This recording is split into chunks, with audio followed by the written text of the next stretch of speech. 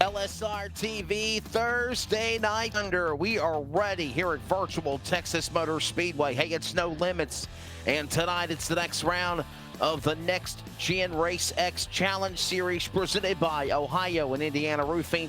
Tonight from Texas, it is iRacing in the Victory Junction 200. Again, in memory of Adam Petty. Welcome to, again, our broadcast coverage on LSR TV, the voice of sim racing. I am Wesley Outland, joined alongside Buck Roos. Buck, we have got a great race here tonight. Texas Motor Speedway always offers some exciting racing. Double dog leg, roaring into the corners in the first turn. They can go 3 and 4 wide, top speeds at 200 miles an hour. It should be an exciting race tonight. Yes, sir. They're all trapped into the pavement right now, just finishing up practice, having some fun out there, and Steve Baker in the 55 has led the way in that. 31 cars have taken time thus far in this practice session, so we're looking at a great field of cars and great competition on Texas Motor Speedway. Again, the Victory Junction Gang Camp 200 here tonight in memory of Adam Petty. Remember, on May the 12th, it was the 20th anniversary of Adam Petty's death in racing. And, of course, the biggest win of his career was in the 45 car, the Sprint car, when he was driving ARCA. Got a big win at Charlotte. And we will have a moment of silence in this race for his memory of the 20th anniversary season for Adam Petty on lap 45. Thank you also to Mission 22, Line Creek Brewing Company, Hilton Designs, Ohio and Indiana Roofing again. Also thank you again to RaceOnTexas.com, SawBlade.com, Clan Wars servers, and also thank you again to iReman. ETE Reman. ETE Remanufacturing has jumped on board, and they are a new sponsor, and we definitely appreciate them being on board on LSR TV. So we're seeing a couple of rounds of practice remaining here, about less than 3 minutes away. And right now, Buck Roos, it looks like Baker is the man at the top of the board unofficially. Yeah, he's been there for a while now, ever since he hit the race facility.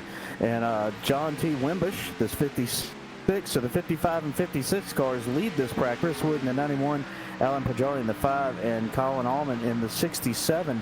Your fast 5 out of this group. And you can see the Fitz machine working through the turns. That's a 55 right there. There's Baker's machine, the red front, black back on the white 55s, and working down the backstretch and consistently fast out here on this racetrack. So definitely going to be a player. Definitely going to be a player for sure. As we are watching again this final 3 minutes of practice rolling on, you see the scoring ticker on the top left of your screen with Baker, Wood, Radford, Wimbush, Pajari. Right now the top 5 as it stands in this 1 hour practice session. And so far, as we look at the best lap overall, the 55 getting really loose, coming off the corner of Steve Baker at the top of the board, fast man, but he about gave us a scare there, Buck. Yeah, Kendall LeBron came off the corner right in front of him, wiggled just a little bit. She made a little bit of contact. LeBron caught the outside retaining wall, and I think that's his car. It just disappeared off the backstretch. As we see the 6 of Eric Blount working on the bottom of the racetrack, 95 of Travis Smith. They're working a little bit down the backstretch. The Cummins machine to the outside. So you can see how they can make a little bit of a lane switch and be able to catch some momentum. The exit of the corner at Texas is always fun because it's just like Charlotte Motor Speedway. You get a chance to make that run to the start-finish line and see if you can use that dog leg to your advantage.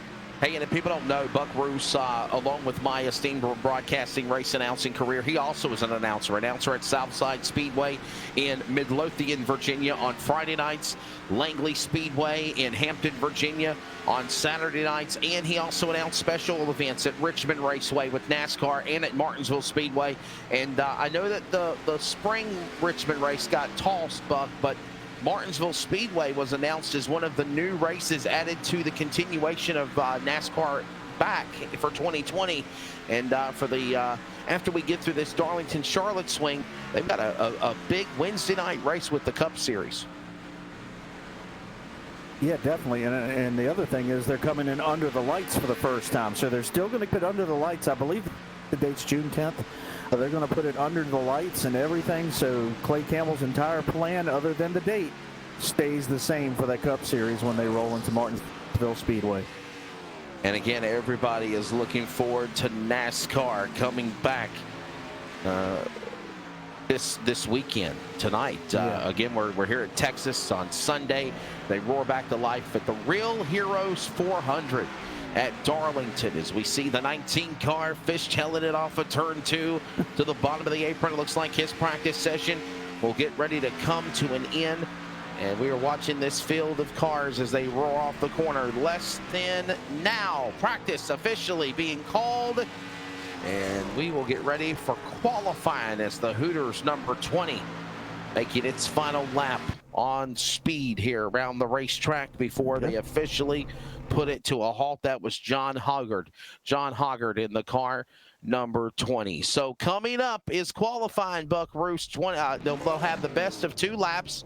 And then once they finish with their best of 2 laps to lock in their qualifying time in a 5-minute stretch, then they can make, practice laps to prepare for the big race coming up later tonight. Yeah, we saw Steve Carey looking like he was getting ready to pull off the pit road right there in the 21 machine. And one more car coming out. That's the 0-1. Gordon Larson Jr. coming on out. Like I said, they're going to see how they're going to line up for this feature event tonight. Once again, the Victory Junction Gang Camp 200 to honor the life of Adam Petty. Celebrating, not celebrating, but recognizing 20 years since we lost Adam in a tragic accident. So here we go. Qualifying first man, Exalta number 01. Gonna jump out of the gate first and take on the clock. We'll see who turns the best time here in qualifying. Gordon Larson Jr. There's the number 01 machine on the back straightaway. Up to the top of the racetrack here. Bottom of number 3 getting fishtailed. Almost lost control of the car. What a save on Larson. He's gonna lose it on the exit still though and head down pit road. So wow, I mean that thing just going crazy off of the end of turn 3, and it just never stopped getting out from under him all the way off of 4.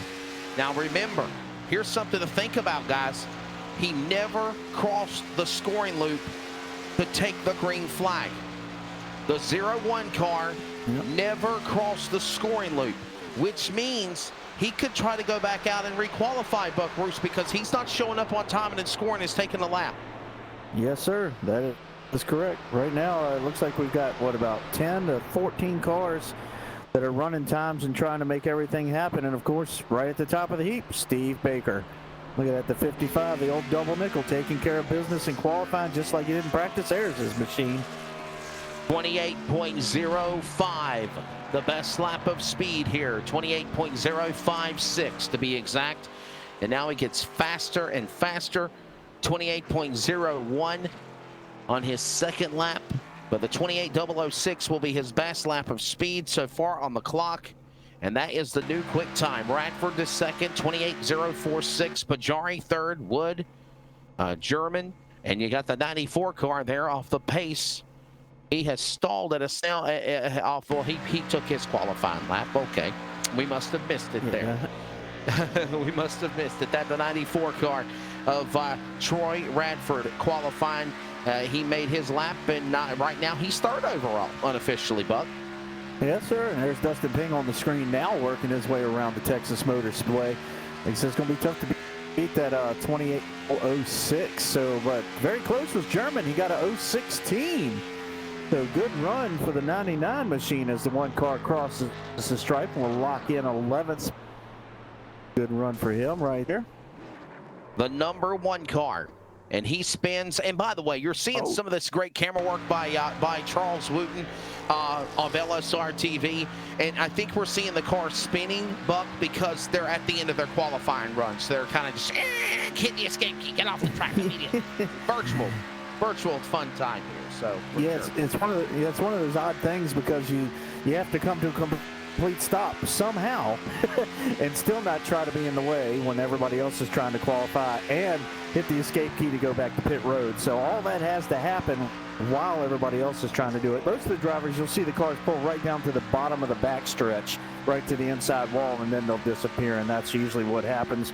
But Chris Mefford out on the racetrack now, the 84 machine working down the back stretch with the flame paint game. We're live here for Race X, the Next Gen Challenge Series. Tonight it's the Indiana, Ohio Roofing 1 Getting ready for 139 laps around Texas Motor Speedway here tonight for the Cup cars. And again, this should be an interesting race for sure, as again, this race is in memory and homage of the 20th anniversary of the passing of one of the greats that, you know, I believe, Buck, I only got to see him race once or twice in my career, but truly a talented driver. Adam Petty died too soon. I mean, actually, I don't even announce it. I was just a fan going to the racetracks, but I remember the ARCA race he won at Charlotte then. And, you know, that's when the ARCA series used to race there on a regular basis during the Coke 600 weekend. Yes, and, you know, I remember that day, and I remember how special that was for Kyle Petty and, of course, the entire family. And a couple of months later, we lost him in a tragic accident. I think it was at New Hampshire. And yes, sir. We still think about him. We still think about him to this day. But I think it's pretty cool that we're able to do this race in his honor. Yes, sir. We always do a little prayer. Of course, we keep an eye on Kyle and everybody and Richard and the entire Petty family. Everybody was waiting for Adam to be that next Petty to come in and take over the helm for that association for Petty Enterprises. And, you know, the tragedy just cut that entire dream a little short. And to this day, it affects the garage area all the way across. The rip effect 20 years later is just as powerful almost as it was the day it happened. And like you said, it was amazing to watch Adam win that race. Of course, Kyle won his first ARCA race he ever entered at Charlotte Motor Speedway too. So, you know, it was really special to have both of them along with the King be able to celebrate that victory. Well, we're not wasting any more time. It is go time here at Texas Motor Speedway. The beautiful field is assembled on the front stretch of the double dog leg, and no limits. About to go 139 laps here with the Next Gen Race X Series. And let's give you your starting lineup for the Victory Junction Adam Petty 200 presented by Ohio and Indiana Roofing. On the pole, quick qualifier, 28.006 Steve Baker, Dustin German making up row number 1. Then you've got Radford and Wimbush, they'll make up row 2. Jari, Wood, Medford, and Allman will make back up to the 8th spot. Making up row number 5 inside, Eric Blunt and Steve Carey. Then you've got Mefford and Canfield, the top 12. We go back to 13th starting spot for Dustin Ping, Matthew McKean, and then we have Dale Osborne and Brian Littleton 16th. Miskell, Levrin, they're in the car number 33 and 8 in row number 9, and row number 10 to round out the top 20. Justin Walters in 46, 22, the double deuce, and Carolina driver Cody Terry. The 34 of Doug Wysocki, pardon me, and Tom Quattlebaum in the 22nd starting spot. John Hoggart in the 23rd. Roy Hyde starting in 24th. And look at the rest of the rundown, including Travis Smith, along with Cade Green, Damon Cox, Larson Jr., Cottle, Snare, Edmiston, Radford. The lineup here tonight at Texas Motor Speedway, virtual style on LSR TV's coverage of the Race X Next Gen Challenge Series and tonight's Adam Petty Victory Junction 200, presented by Indiana, Ohio Roofing. So the field already assembled on the back straightaway, not wasting any time here. I'm pretty certain we'll have the field lined up and ready to go. The lights will be off on the pace truck, and I'm thinking they will come to green flag here, Buck Roos. Not going to waste any time on making preliminary laps. Yes, sir. They don't have to worry about warming up the engines. They don't have to worry about cleaning off the tires, getting them all ready. They've already practiced. They've got everything together. Now it's time to hit the button, set it on launch, and see what we can do about getting these 200 laps done for Victory Junction Gang Camp by Indiana, Ohio Roofing. But ladies and gentlemen, the lineup is set. Baker, German on the front row. The pace truck dives onto pit road here at No Limits, Texas. They're watching the driver and the field ready, looking for Barney, the flagman, up on the starter stand. He's ready to wave that green flag. It is unfurled. They are at speed. We're underway here in Texas. And on the break in turn 1, it's Baker. He'll jump out to the lead in the corner in the opening lap. Baker, this is where he's been really making time. When I was watching practice earlier today, turns 1 and 2, he nails, and he just did it once again. He's already gapped the field by almost a half a second as they get out front at speed. Getting it done right now. Troy Radford started on the outside pole. Looks like he's stuck up on the top side of the racetrack as they sweep back to the stripe. The distance, 1.5 miles, the double dog leg here at Texas. 200 miles, 139 laps. The distance, we're underway on lap number 2. Battle heating up for the number 2 spot now. That is going on between Radford, Wimbush, and German in that mix as they go to the backstretch heading for 3. Yeah, we watched the 6 machine of Eric Blount come in the corner. Now we got the battle for second continuing on between Wimbush and the 56 machine and Troy Radford in the 94. Great run to the bottom of the racetrack. Turns 3 and 4, and he'll clear the machine. But here comes Radford back looking to the inside.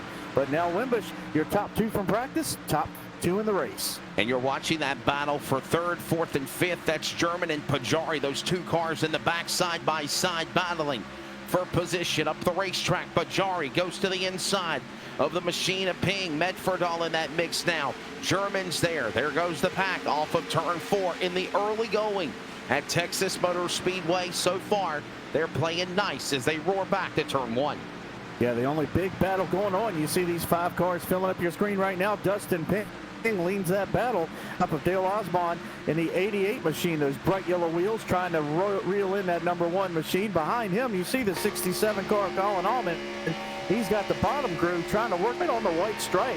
Great camera shot here in camera action, watching these cars rotate through the center of turn 4. Now you just barely flip the grass once and one more time, and now you head off down into turn number 1. And a great run right now. Here comes Colin Allman looking to the inside of the 88 of Osborne. There's that great battle going on there for that position. There's a battle off the corner. That's the battle there for the top 10.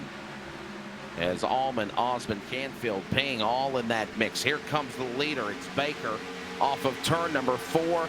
And boy, oh boy, we have got caution on the speedway. It was starting to get good, Buck. And Wimbush, Radford, Pajari was reeling in the leader, Baker. And caution flag number 1 now waves. We'll find out what happened. Understanding that's the car, the Exalted car. Larson into the back of the 71. He kept going after the putt in the pants, but he stalls his car. Caution out after what could have been a multi-car accident, Buck, but only a single problem for Larson Jr. Yeah, Jason Edmonston was a little bit off the pace off of turn number 2 and just got a little bit of an extra. Oh, that's what happened. He got in the outside wall himself. Green wheels taking a right-hand turn off of turn number 2. F broke a little bit loose, and then a shot to the back end from Gordon Larson Jr. No harm, no foul. Looks like they're going to hit maybe Larson. Oh, man. Maybe something wrong on the right front of that machine. They'll be having to take it to pit road to get it checked out. So under the yellow flag here, under the caution, first time here tonight at Texas, cars are coming to the pits, including Baker. Baker's there. The top 2, top 3 was there. Baker, Wimbush, all of the top 5, top 10 cars are coming to pit road. Buck, I would think this is kind of early, as this will cycle the lead over to Chris Wood in 91. I think with 6 laps in, we actually got a great shot of the 56 machine of John Wimbush starting to catch up to Baker. Well, off pit road, look at that camera. Whoa! I love it. And it looked like Wood gets out first, or either Stout in the 91 machine, and Wimbush actually won that battle between he and Baker off of pit road in the 56 machine. So great move by him. We saw him, like I said, tracking your leader. He was in Baker with in those first 6 laps that we ran under green flag action. So maybe it might have been Baker just said, okay, I'm going to be the Pied Piper. I'm taking everybody down pit road because I need to make some kind of adjustment for a little bit longer run. I had a great run for 2 laps. Now I need it for 200.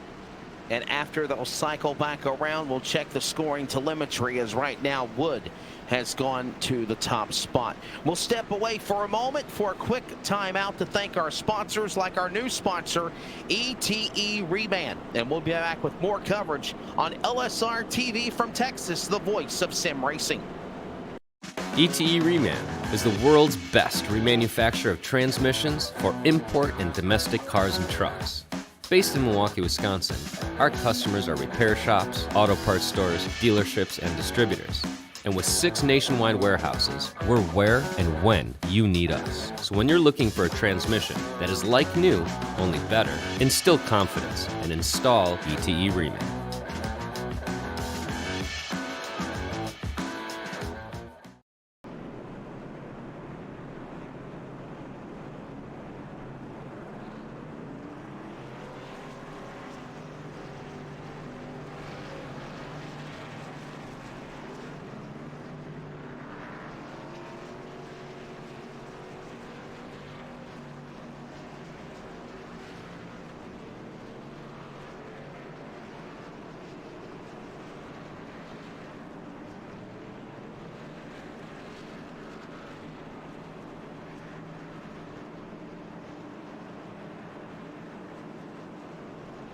Welcome back to Texas Motor Speedway here on LSR TV. Wesley Outland, Buck Roos here with you. Under caution for the first time after a single car incident with Larson Jr.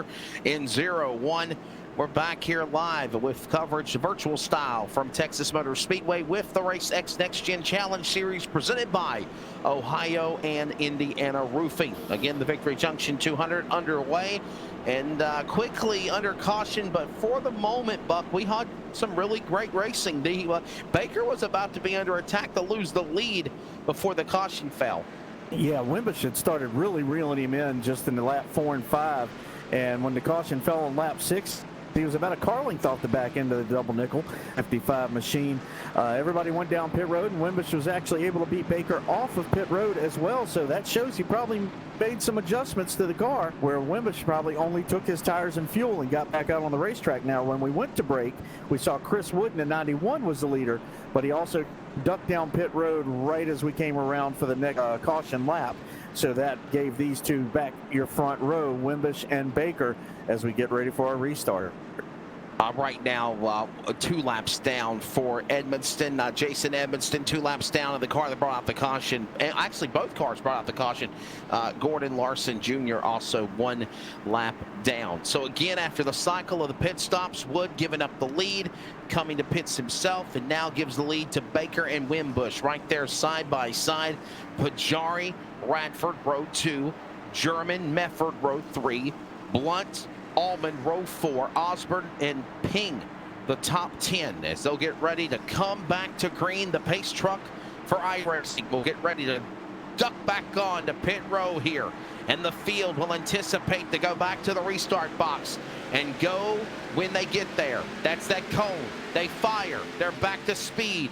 And Wimbush, Baker under attack now. Wimbush powers away as they go back to the restart. 4-car single file back to turn 1. This is just what Wimbush wanted. He wanted to be able to be that control car. He did it off of pit road. They scream off of turn number 2 and down the backstretch. And the 56 machine now in control of this race. Steve Baker now second. Troy Radford in 94 in the third. And Alan Pajari, I want to keep an eye on that 5 car because he started making his way through the field. He passed about 3 or 4 cars right before the caution came out, got himself into 5th, and came out of the pit road in 4th. So now, see if he can make a little bit more of a charge as he runs in the 5th spot right now behind German. The field hits the back straightaway. It's Wimbush. Look at this gaggle of cars now. The 5 and the 6, Pajari and Blunt. And that is for positions number 5 and 6 on the racetrack. Ironically, for cars 5 and 6. We can't make this up. As they come off the corner, the top 4. Wimbush, Baker, Radford, German, 5 and 6 battling cars 5 and 6 again. Pajari, now Allman gets in that battle. Here they come slicing, bouncing up the racetrack. Here comes Allman, here comes Blunt, here comes Osborne now to the inside. A big gaggle of traffic heating up now as they hit for 3. Yeah, German caught a little bit of the old chrome horn in the middle of turns 1 and 2, danced up the racetrack. Pajari goes by on the inside, no harm, no foul. They continue on, but like you said, Blunt looking pretty powerful right now. That 6 machine staying right glued to the bottom of the track through the centers of the corner now. In turn 1, you can see he's got to back off to get the exit off of turn number 2 as they trace the tire tracks of Bradford in the 94 machine. Battle for the lead. Battle for the lead, and it's about to be a 3-car battle as they dive into the corner. Here comes Radford up the mix. He goes up the racetrack. Pajari now licking his chops to the inside. He'll carry Blunt with him for that spot. As they'll come across the line, give it to Baker. Back on the lead as they go back door to door, 3 rows deep into turn 1. Yeah, now Baker's car coming to life. A few more laps underneath it now. Said probably got an adjustment on pit road, and that's made the difference right now. And the man I told you to keep an eye on, Jari, the 5 machine, now rolls up on your top 2. Here they come off of turn number 4. Working lap 15 this time by Baker, Wimbush, Pajari getting loose up the racetrack. Hold on, Allman. Boy, Allman gave us a scare. No, that was Blunt's car. Allman there again. There goes Pajari. He's looking to stick his nose in the gunfight as they exit off of 2.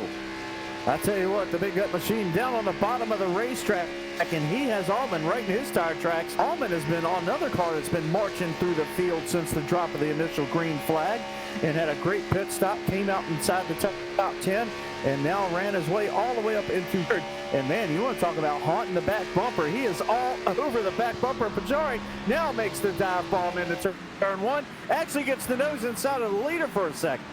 And look at this battle now with Allman going up the racetrack. He will close in on Baker for this position as they battle now. The top two pulling away. Here comes my Cheerwine car. Come on, Cheerwine.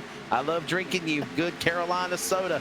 That's Wimbush there in that number 56 third place car. Then you got the Valvoline oil colors of Blunt, German. And there's contact. Oh my goodness, it got run into the leader of Baker.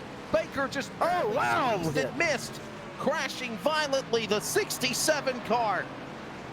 Colin Allman slipped, failed, crashed. Caution 2 here at Texas. No limits.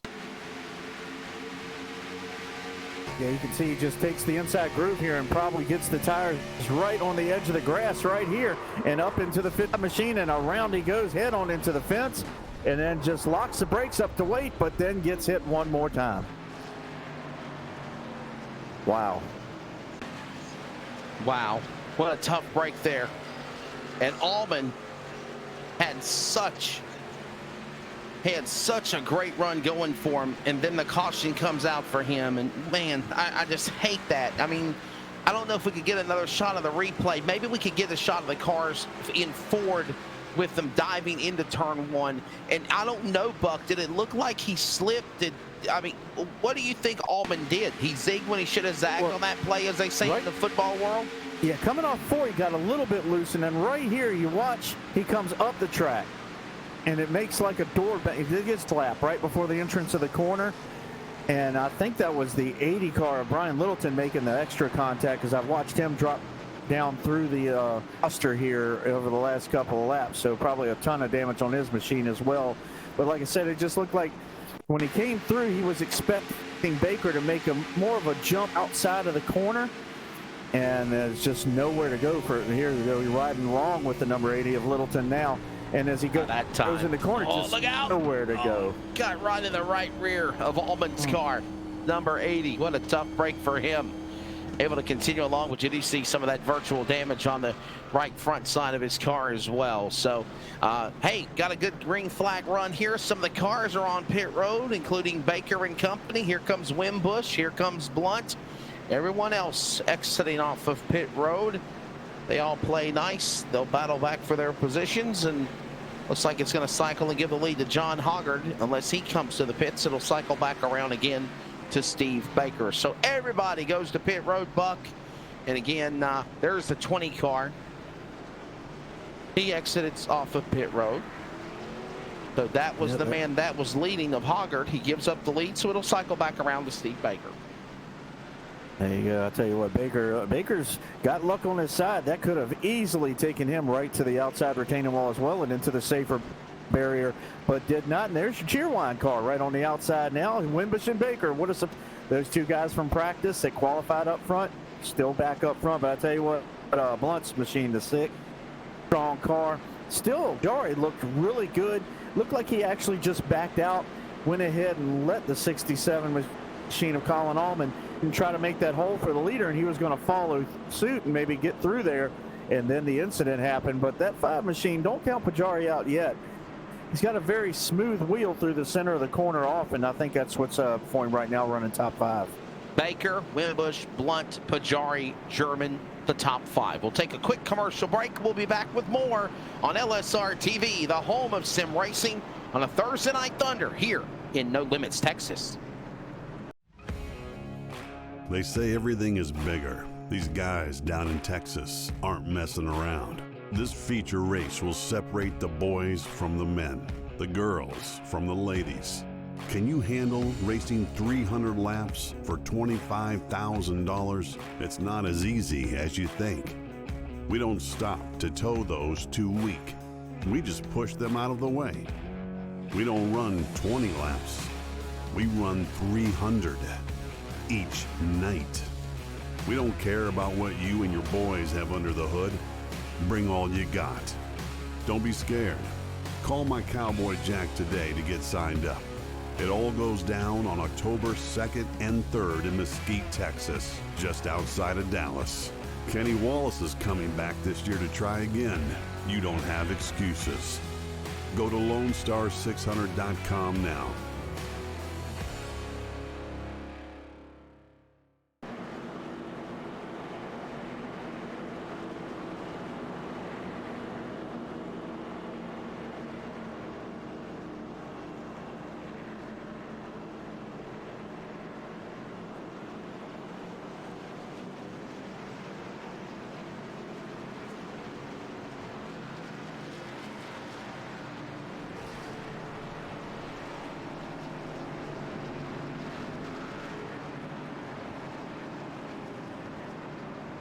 Welcome back, Texas Motor Speedway. No Limits continuing on here with the Adam Petty Victory Junction 200. Remember, on lap 45, we will have a lap of silence in memory of the 20th anniversary of homage to Adam Petty and his life. And I'll tell you what, Buck, man, the racing was getting really, really good before the caution flag fell. And I feel bad for Colin, man. He just simply made a slip. Colin Allman made a slip in the 67, had nowhere to go, and that's what caused caution flag number 2. Could have been a lot worse than it turned out to be. But we'll see what happens. And Steve Baker could get the lucky dog of the night for sure. Yeah, that could have easily taken him right nuts with the 67 of Colin Allman, but he was able to save it, and it looks like we're getting ready for another restart. And a couple of cool looking. There's a sun drop. Used to drink that back in the day with Dale Sr. Here we go. Ready to come back for the restart. Back to speed.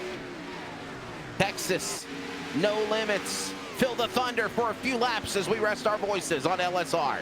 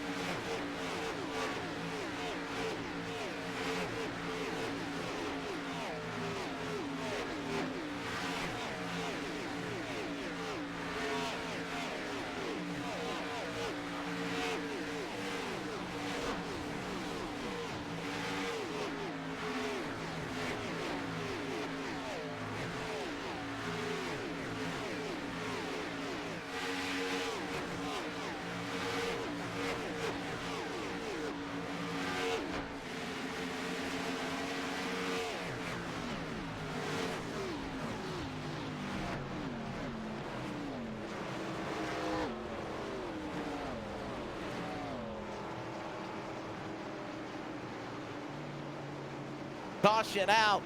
We wanted to let them roar to a slow pace before we cut out of the action here.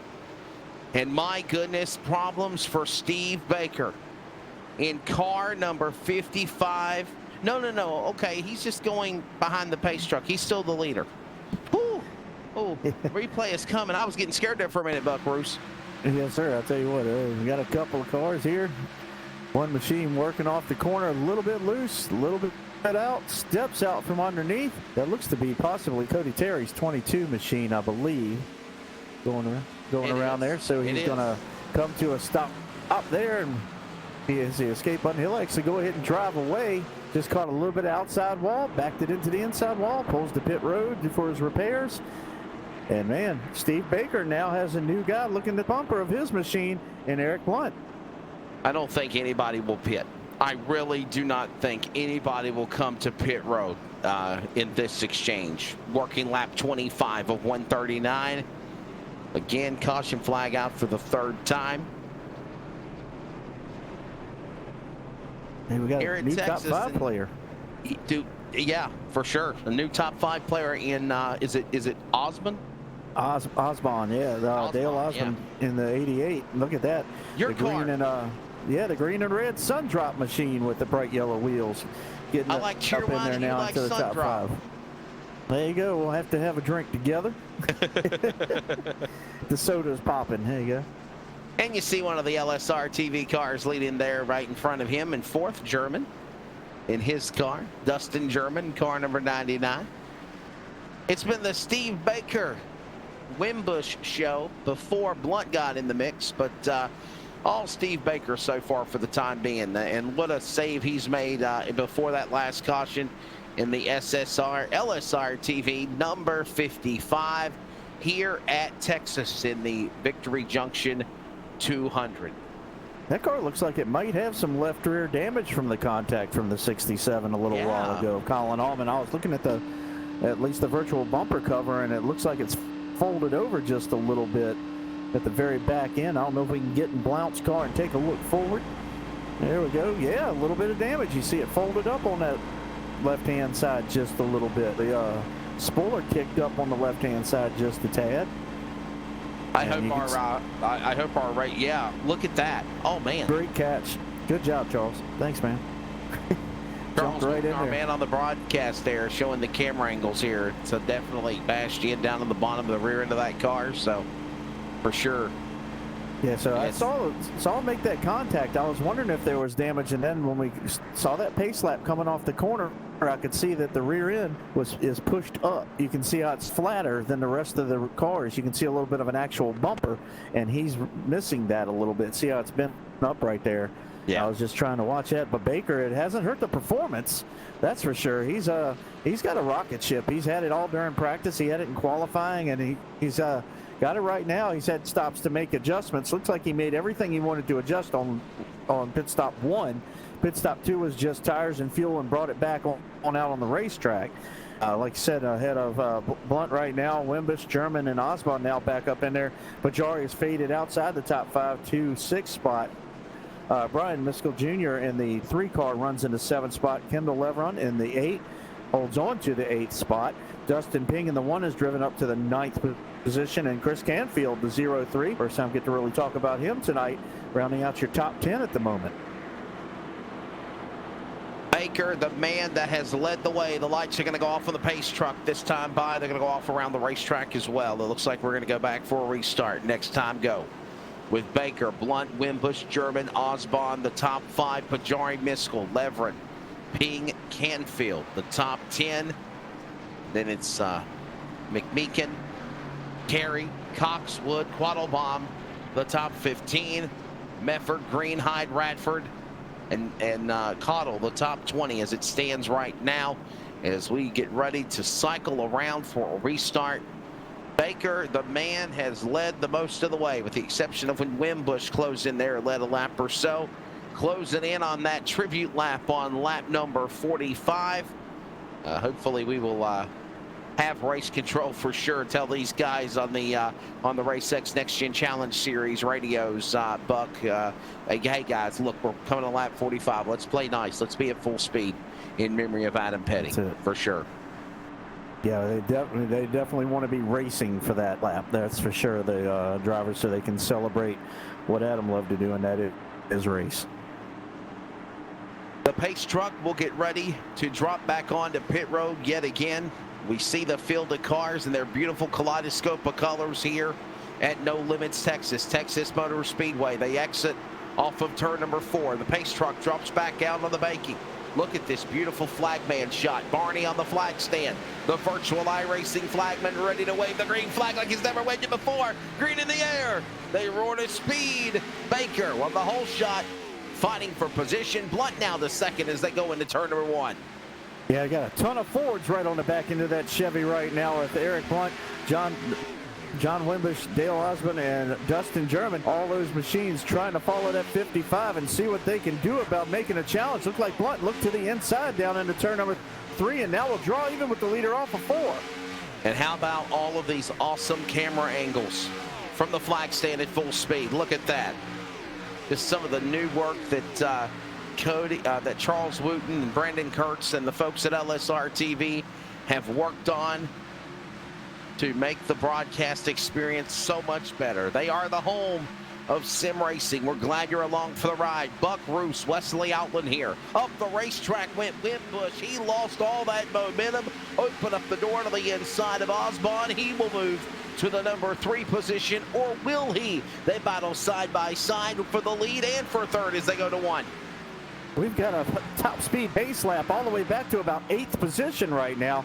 The only car stepping out of lines, Dale Osborne. He's going to take over the 3rd spot from the 6th of John T. Wimbish. Here comes my buddy Alan Pajari back up into the mix. We talked about him earlier, and now he's got that car back on the rail after a few more laps, and back goes Baker as he barely clears Blunt off of turn number 4. Blunt's going to take his Ford to the outside. Ford versus Chevy, the old battle, a middle of 1 and 2. Look at them old Valvoline colors of the days that Mark Martin was behind the wheel of that car for the Cat in the Hat Jack Roush in the Cummins Valvoline number 6 machine. Up the racetrack, here comes the Ford battling along the Chevrolet to the inside of Baker. Steve Baker lead them back to the stripe again as we are continuing to work lap number 32. They go back to turn 1. Here comes Pajari again. Came out of nowhere. He restarted in the 7th position and now is in 3rd and practically pushing Baker around the racetrack. Down the backstretch, the 4-car battle. Baker still has his Chevy out front. He's under attack from the number 6 Valvoline Ford to the outside of Blunt, but now he's got Pajari watching his mirror as well. Looks to maybe try a pass into grass. Caution. Hangs on tight. Here they go into 1, but caution will come out. Caution out again. We've got trouble on the speedway somewhere. Yellow flag number 4. And we will find out what happened.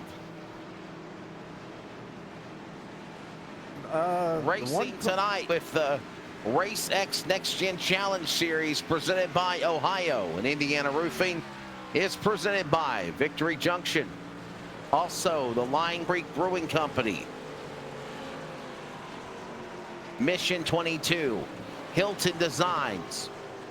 Channel sponsors presented by RaceOnTexas.com, Sawblade.com, ETE Reman, and Clan Wars Servers. Thank you for joining us. Cars are coming to pit road for their 3rd round of stops. Buck Bruce, it's about to be a flurry of activity here in a moment on the pits. Yeah, your front drivers look like they stayed out from 14th on back. They're playing the Pied Piper off the 14th place car of Radford. Wood comes in, Mefford comes in. I saw Cade Green's name, the 19, drop down the roster really quick, so I don't know if he may have been the caution there that came out. But we have a bunch of cars, a bunch of takers taking some brand new rubber on the racetrack to get onto the racetrack. There's Cade Green's 19 on pit road there. Looks like a little bit of a Davey Allison throwback kind of paint scheme on that machine. A couple other cars down there just making sure they get their service and get back out onto the racetrack in time. Troy Radford's 94 coming out. Looks like he can let him in, but he's going to come out second off of pit road. So they'll line up back behind the leaders once again. It is still the 55 of Steve Baker out front, Eric Blunt in the 6, Alan Pajari in the 5, Dale Osborne in the 88. They were having a great race on the track, and your leader had to wait on the pace truck there, so he'll go ahead and pop up right behind that pace truck. But man, Baker had his hands full. He had Blunt pass him within the first couple of laps. Then he had Pajari all over the back end of the machine right before this caution came out.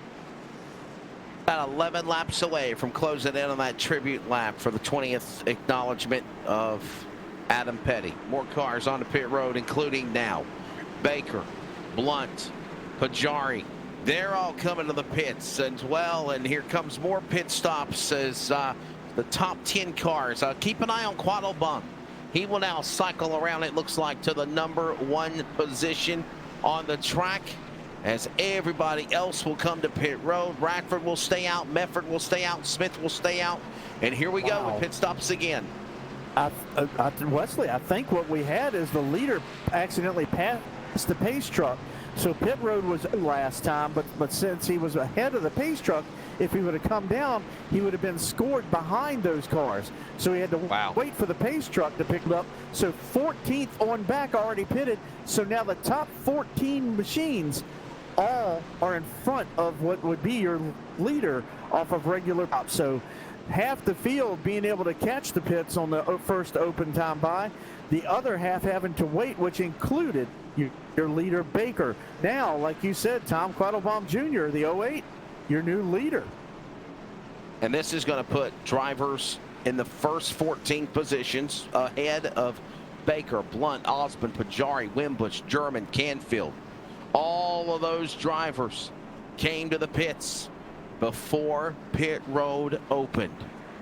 Green flag restart coming up. Back with more from Texas on LSR TV, the home of sim racing.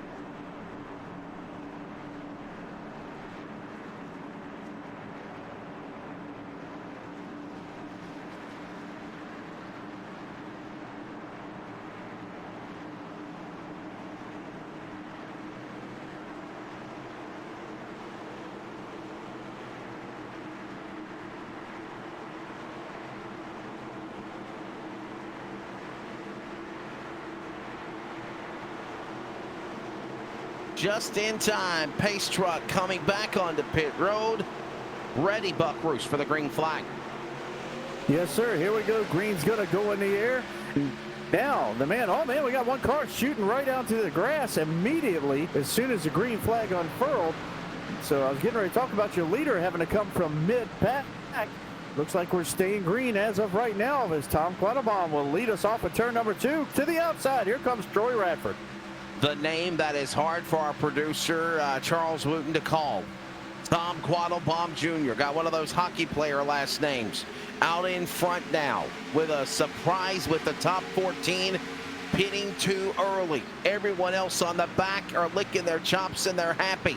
They're in the top 14 now, and it's Quattlebaum leading the way over Radford, Smith, Mefford, Hyde as they roar top 5 into turn 2. Yeah, I tell you what, it looks like Radford's got a great run off of turn number 2. He's going to actually look to the bottom side of the silver and black and white machine. Over the top spot, entering turns 3 and 4, the 95 machine of Travis Smith will follow suit off of turn number 4. Quattlebaum's machine looked like it just got a little bit through the center of the corner and off, and it's costing him. He's gone from 1st to 5th in one lap's time. What a tough break for Quattlebaum. Up the speedway, kind of reminds you of a draft at Daytona or Talladega. You get shuffled out and you fall all the way to the back until you can find a way to get back in line. And that's now what he is trying to do with now Smith, Radford, ironically cars 95 and 94 leading the way. Medford in the 83 car. There's that battle there for position. The top 5 right there as they roar into the corner. The red and black 95 out in front. That is Travis Smith, not Lightning McQueen, as they go to the back straightaway. Yes, sir. Taking over control of the race off of turn 4 last time by, and we're about 4 1/4 laps from our silent lap to honor the life and memory of Adam Petty as they come around the complete lap number 41 on the board. Travis Smith under attack once again. Here comes Radford back in the 94 machine. Let's look at the manufacturers of the racetrack right now. You've got 4 Chevrolets leading the way with Radford, Smith, Mefford, and Quattlebaum. Then you've got Wood in a Ford stuck in the middle in 5th, and then from 6th on down to 15th, it's all Chevrolet bow tie power as here comes Smith and his Chevrolet battling Radford for the lead. Medford's in that battle as they come to the line. They're racing it out up front at these top 3 machines, but if you look at the bottom of your screen, there is the 5th. He barely got in the shot. Baker's already up into 6th position. There he is to the inside of the 00 of Roy Hyde. Our buddy Crackerjack used to say the Audi Ott the double Leon zero Leon. machine to the top side of the racetrack. Baker to the bottom, and he's wasting no time, coming from 15th position up to 6th in just a matter of a handful of laps. And we're one lap away from our tribute in memory of Adam Petty. It's coming up here in a few laps as we watch Radford be the man leading the way down the back straightaway here. Radford, Smith, Mefford. How about the men that got marred in the back? Where are they at now? Where are they coming back? Look at 6th position. Steve Baker. There he is, the man that was the front guy. Osmond there as well. Those drivers are coming quickly through the pack as they were 14th, 15th, 16th on back, coming through the field in a hurry, breaking the top 10. Buck. These cars work down the backstretch right now. Your leader working through turns 3 and 4 is the 94 of Troy Radford. As he comes off of turn number 4 and swings through the dog leg, we will go silent. Memory of Adam Petty.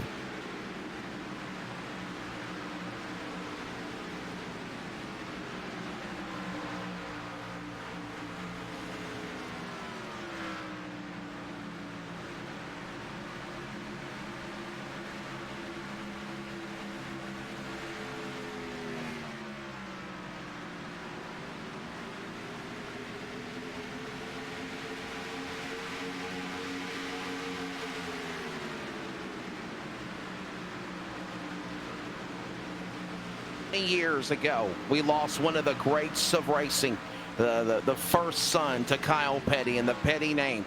He was going to be one of the legendary traditions of the sport, and he did make his mark when he was in it. Our tribute for the 20th time, homage and memory, Godspeed still to Adam Petty. They exit off of turn 4.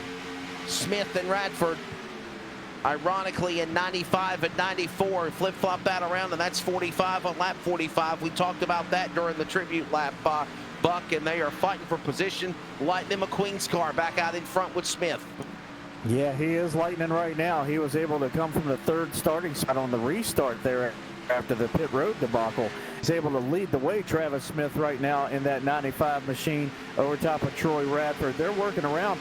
Now, the Petty family does have a little bit of promise going on in NASCAR right now. That's a good. Thad Moffitt is coming through and has been running in the ARCA series and a bunch of late model races that have been going on around.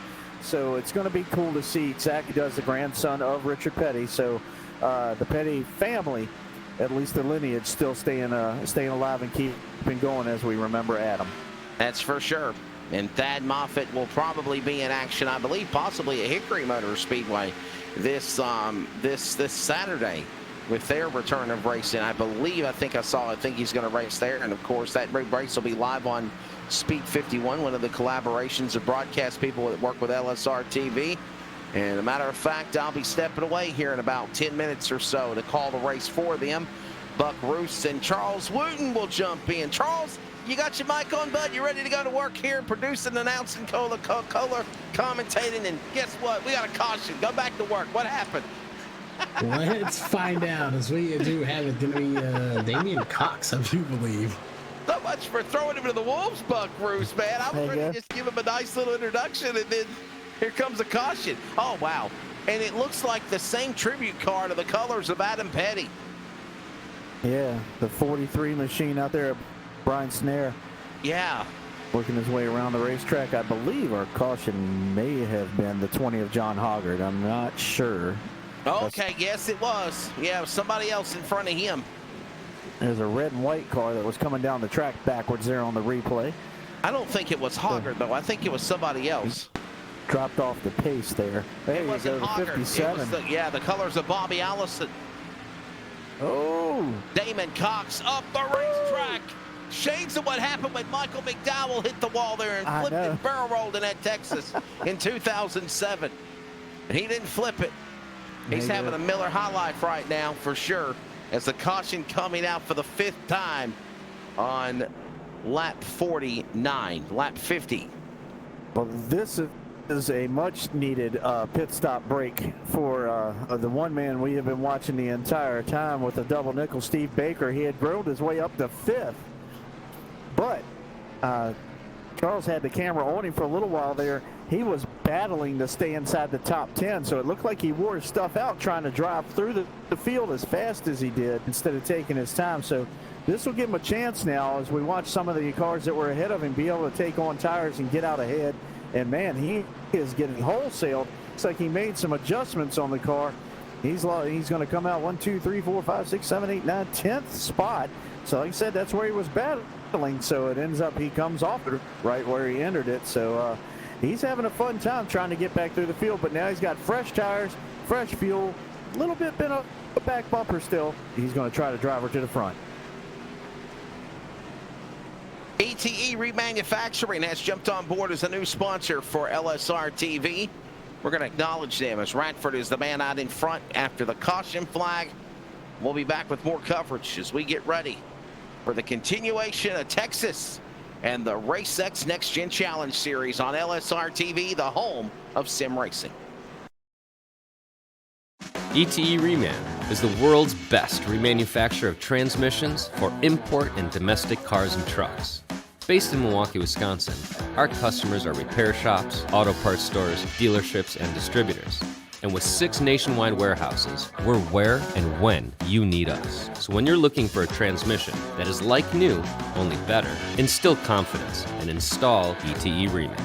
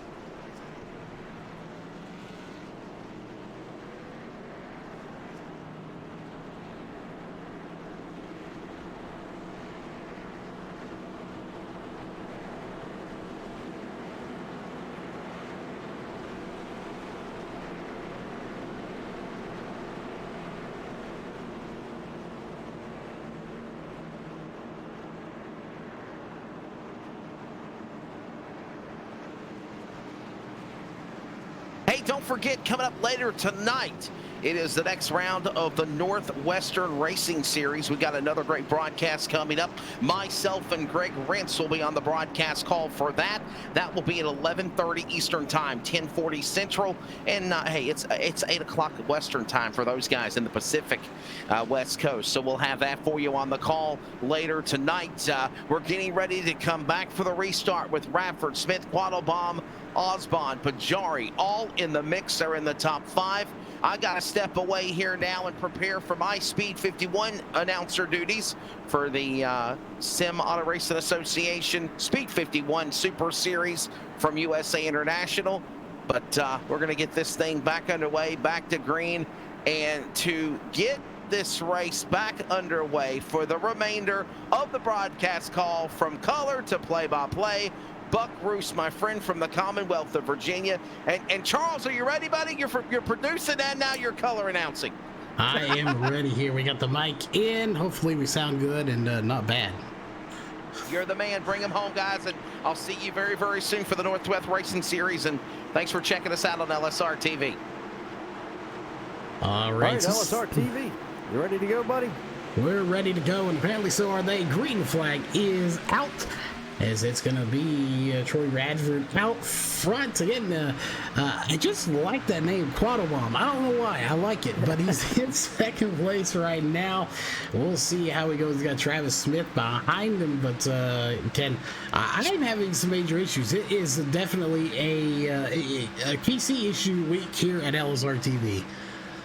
There you go. Tom Quattlebaum got a little bit zealous in the center of the corner, hit the throttle.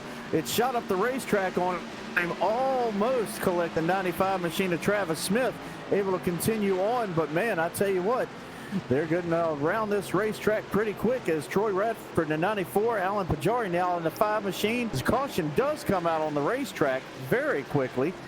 A couple of cars getting together out there. I go back and take a look and see what happened involving the 00 of Roy Hyde. And right there. Oh, wow. So a lot of cars together, and well, it didn't work out very well for them. Yeah, it turned into about a 6-car pileup through the center of turns 3 and 4. But like you said, the 00 Roy Hyde tried to make a little bit of that was a little bit of an accordion effect off the 95 of Travis Smith after he got in the back of Tom Quattlebaum off of turn number 2. So it backed him up. He lost all his momentum, and everybody tried to do that dive bomb to the inside of turn number 3 here at Texas Motor Speedway where they were showing no limits. Well, they had a little bit of a limit of there, and it ended up costing Roy Hyde a wild ride in turn number 3.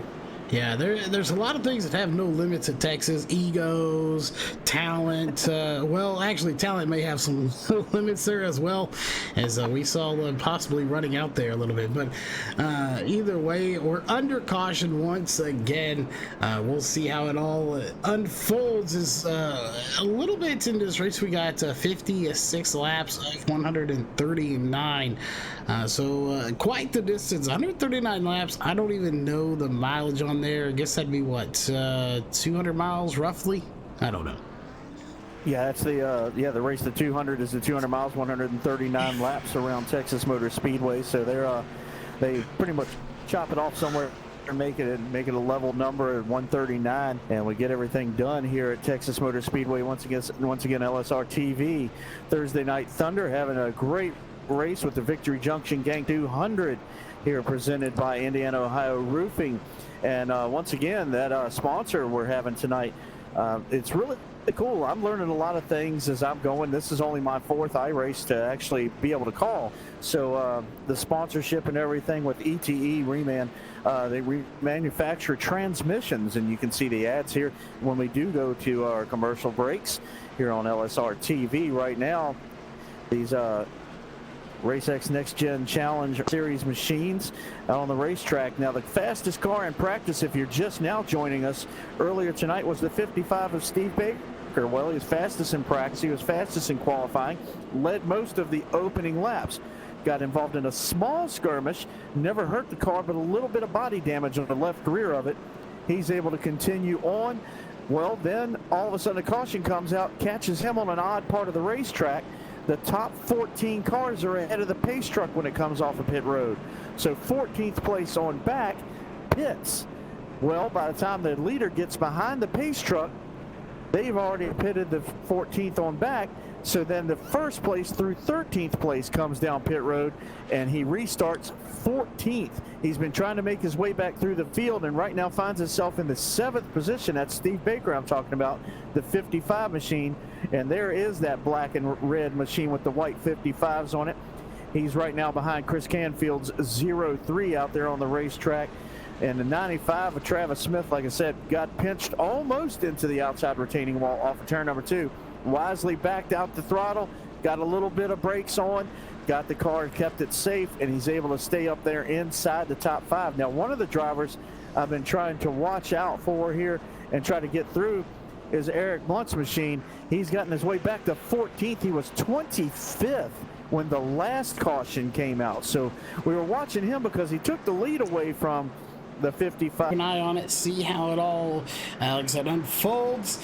As the lights are off, so we are going to go racing next time by to start lap number 59. So by Speed 51, that there was a system malfunction issue on the broadcast for their end. So tonight, no Speed 51 Super Select event. So there's no lights and just computers going on. That's where I belong. I'll hand it back to y'all for the restart.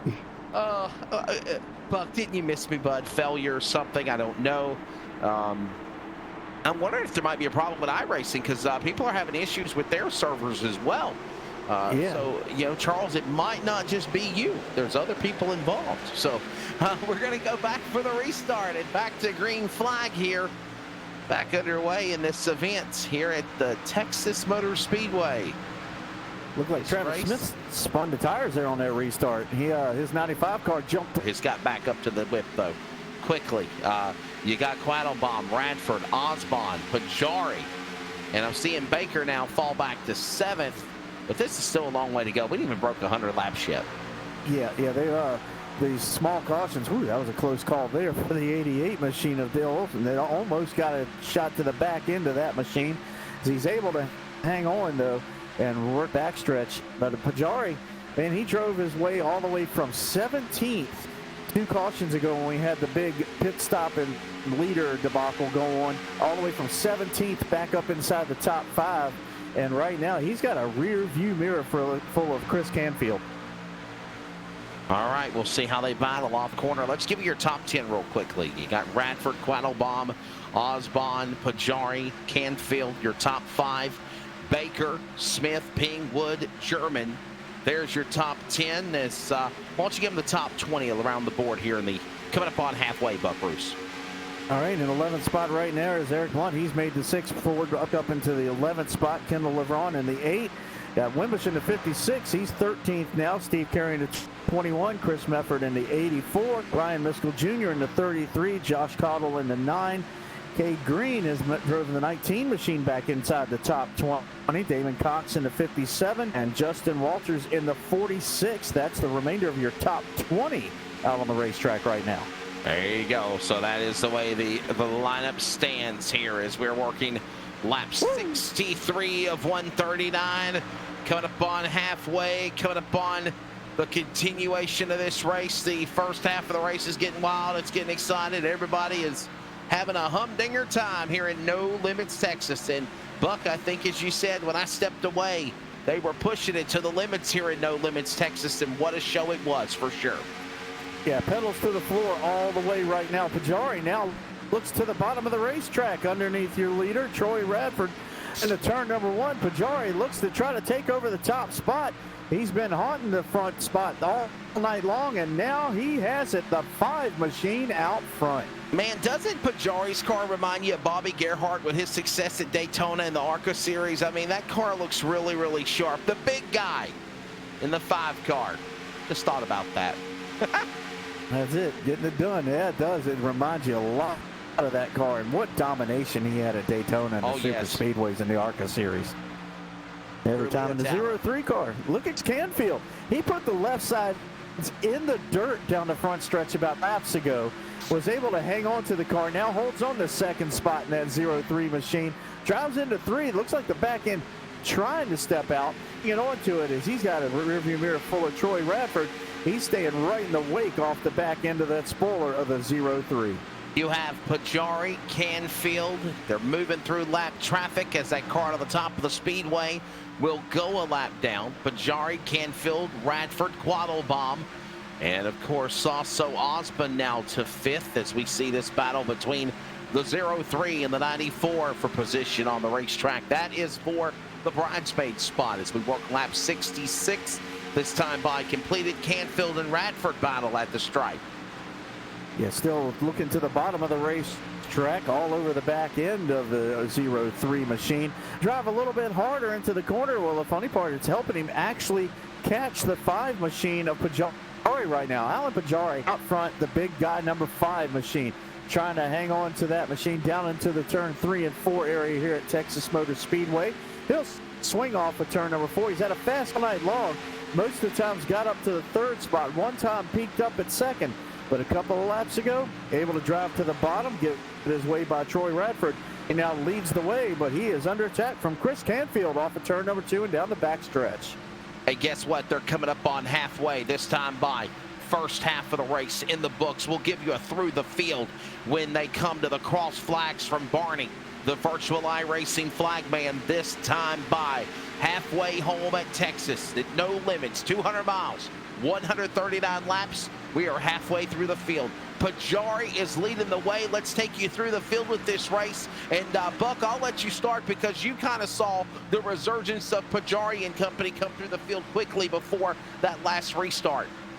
Yeah, the car just looks like it picks up after about 7 or 8 laps, and this time whatever adjustments he did on the last pit stop are not giving up. Alan Pajari is your leader in the 5.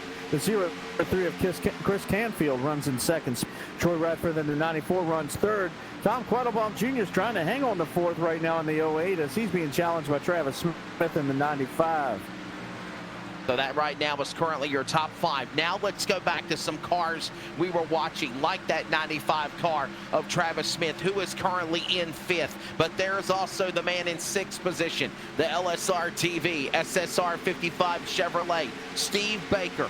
Got the Marines on the rear deck lid of his car, proudly supporting. He was the top dog when this race started. Fell back after a sequence of a green flag, a caution flag pit stops where he pitted in sequence too early, and it cost him. Right now, he sits in 6th. Watch that, 55. Then you've got right behind him, battling also Dustin Ping, Kendall Leverett. They're battling for position. Couple of drivers we've kind of kept quiet about in the first half of this race now sneaking into the top 10. And there's your Sundrop car, your buddy in the 88, Del Osmond. He has been right there in the crosshairs. He was one of the drivers also penalized whenever he pitted too early with the other 14 cars. He sits in the 9th position. And John Wimbush to round out the top 10 in that 56 car, my Cheerwine machine. Hanging back to the leader, lost 6 spots in that last sequence of race restarts. And again, sitting in the top 10, he was one of those drivers that were coming to the front in the first half of this race, leading the way. And Buck Roos, it's the second half now. I think the patience limiter is going to be pulled to full overload to get this race victory to win here at Texas. Yes, sir, and going back through the field a little bit more, we go back to 11th. Well, you find the 91 of Chris Wood running an 11th spot right now. Now, Dustin German, we saw the 99 machine up front. He just took over the 11th spot from 12th. The 21 of Steve Carey, he runs in the 13th position with Chris Medford in the 84 running 4th. Steve Carey in the 21, now back 14th spot. Eric Blunt now in the 6th machine runs in the 15th position. And amongst all that, Buck, we've had a lead change. Hope you've enjoyed through the field, LSR TV style. Chris Canfield, the new leader, snuck around the Pajari number 5 entry as they were coming to the start-finish line, working lap number 74. Now they're on lap number 75. And again, it is Canfield pulling away less than half a car length from Pajari, and they are opening up that interval from 1st to 2nd from 3rd as they exit the back straightaway. Yeah, they're getting a good 2nd over top of 3rd spot right now. Just a few car lengths and a half between the 2 cars. But as they go in the corner, it shortens up drastically. Canfield back in the corner up a little to make sure he gets this exit off of turn number 4. Pajari still writing his tire tracks down the front stretch, of course, the start-finish line. Texas Motor Speedway, once again, the Victory Junction Gang Camp 200 getting done. 76 out of 139 laps done. And a big mix-up on road and pit stops a little while ago turned the complexion of this race completely on its head. And, man, have we got a great race watching these guys trying to come through the field, dominating early on. Let them know what happened if people are tuned into our broadcast now on LSR TV and they're kind of oblivious to what we are talking about, Buck Roos. Yeah, we had a caution. Just so happens that the leaders were on the backstretch. So the pace truck comes out, tries to catch the leaders. Couldn't catch him until he come off of turn number 2. Whoa! Oh, my goodness, look out. Big Number wreck. 8 flying through the air. The number 8 machine, Kendall Leverett's machine, bouncing, stuck on the retaining wall off of turn number 2. And the caution will come out again. Wow. Yeah, that car just fell on him, and it just button hooked right into the outside fence. And that's my terminology, just when you take a right instead of taking a left. And here it goes, stepping out, and then nowhere to go but to the Stars and Stripes. Wow. Up and over. God bless America virtual style for him. As a tough break, caution, red flag on the field. They're going to reset everything. And Kendall Leverett, rest assured, he is out. His race is done. Yeah, that was a wild ride right there. Chris Canfield still your leader. So they'll cycle around for pit stops. Who's coming to pit road? Canfield, Pajari, He will be the Bradford Pied Smith, Piper. it looks like everybody's coming in for pit stops again. Working lap number 78. They're coming at you, Buck Bruce, on pit road. Yeah, here comes Canfield's machine, the 03 car. We'll follow him right to his pit stall. And it's pretty neat. Social distancing pit stop. 101 right here. And nobody even comes out, but you'll watch the right side of the car go up. And as he drops the right side, he'll go around to the left. There's still fuel in the car as well, even though the pit crew members are just about stuffed in front of the pit box. And they're going to drop the left side, and he's going to go ahead and throw it in gear, take off down pit road to see if he will be first off of pit road, and he will do it successfully. Great Smith. Travis Smith came on to pit road about 7th and comes out in third. I think he may have taken 2 years for that stop to be that successful. Canfield, Pajari, they came in first, they come out first. What a great cycle for pit stops for them as well. Quick timeout to thank a lot of sponsors on LSR TV. This is the home of sim racing. We got a wild one brewing as we get close to lap 100 here at Texas in the Adam Petty Victory Junction 200.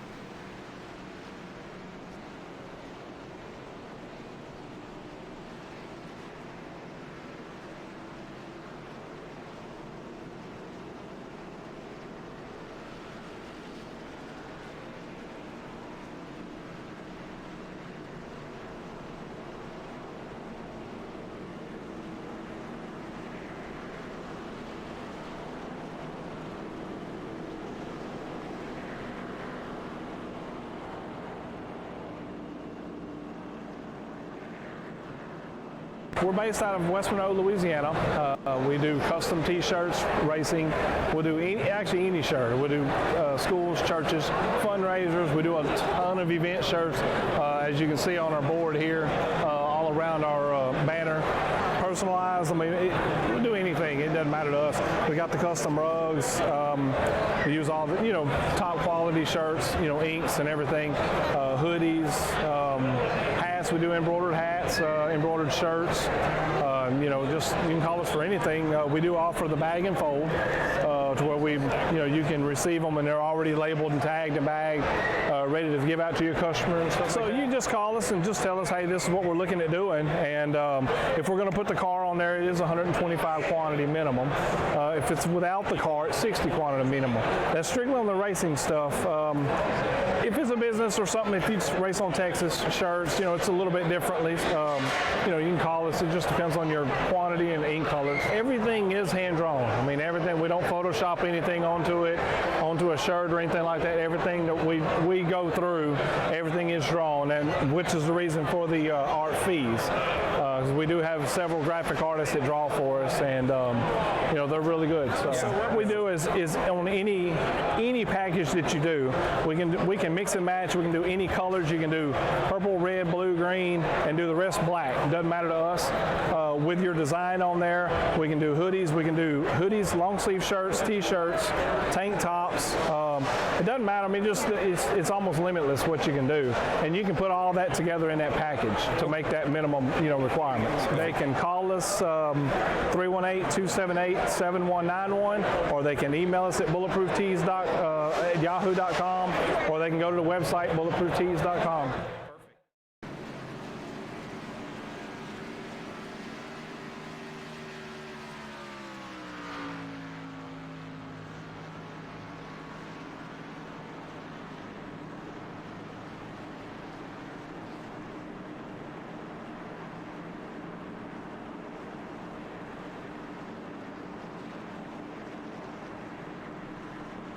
Ready for the restart here. Lap 81 of 139. Coming to the home stretch of this deal, Buck Bruce. What do you think we're going to see in the next cycle of 60 laps remaining? Well, Pajari looks like he's got a good car. Like right out the gate, it fades a little bit, but then it comes around 5 laps into a tire cycle. Then he can run about 7 or 8 hard laps and take the top spot, like he proved the last time through. But now we've got the 88 machine, the Dale Osmond machine, up inside your top 5. We've got Wimbish back up in there, Steve Baker. They're all peppered through the top 10 now. So we're going to have 9 in their mirrors as we go back under green.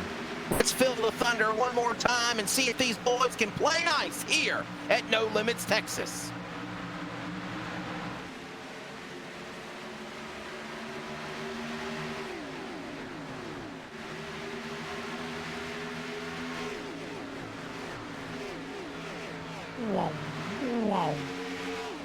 Come on, guys, come on.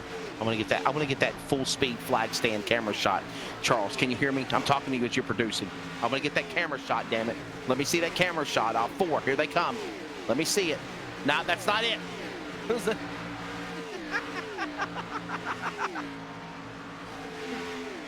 That's right, don't give up, damn it. I want to get the shot of the camera, the flag stand, and they're coming at you from the dog leg.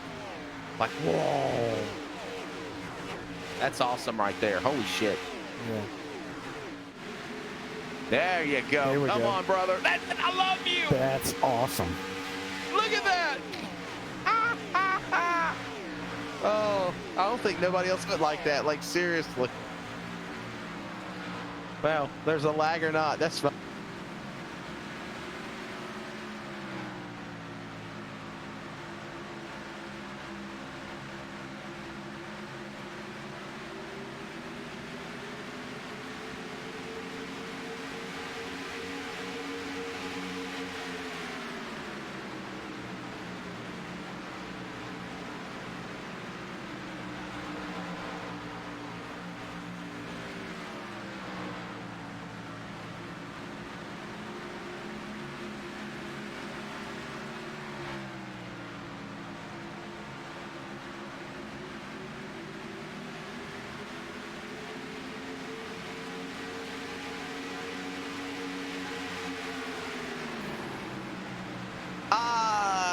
Kind of heard a little things going on behind the scenes when we're not supposed to have our mics on during the broadcast, but we did have a little expletive drop down there, but anything that would be anything controversial or very bad per se.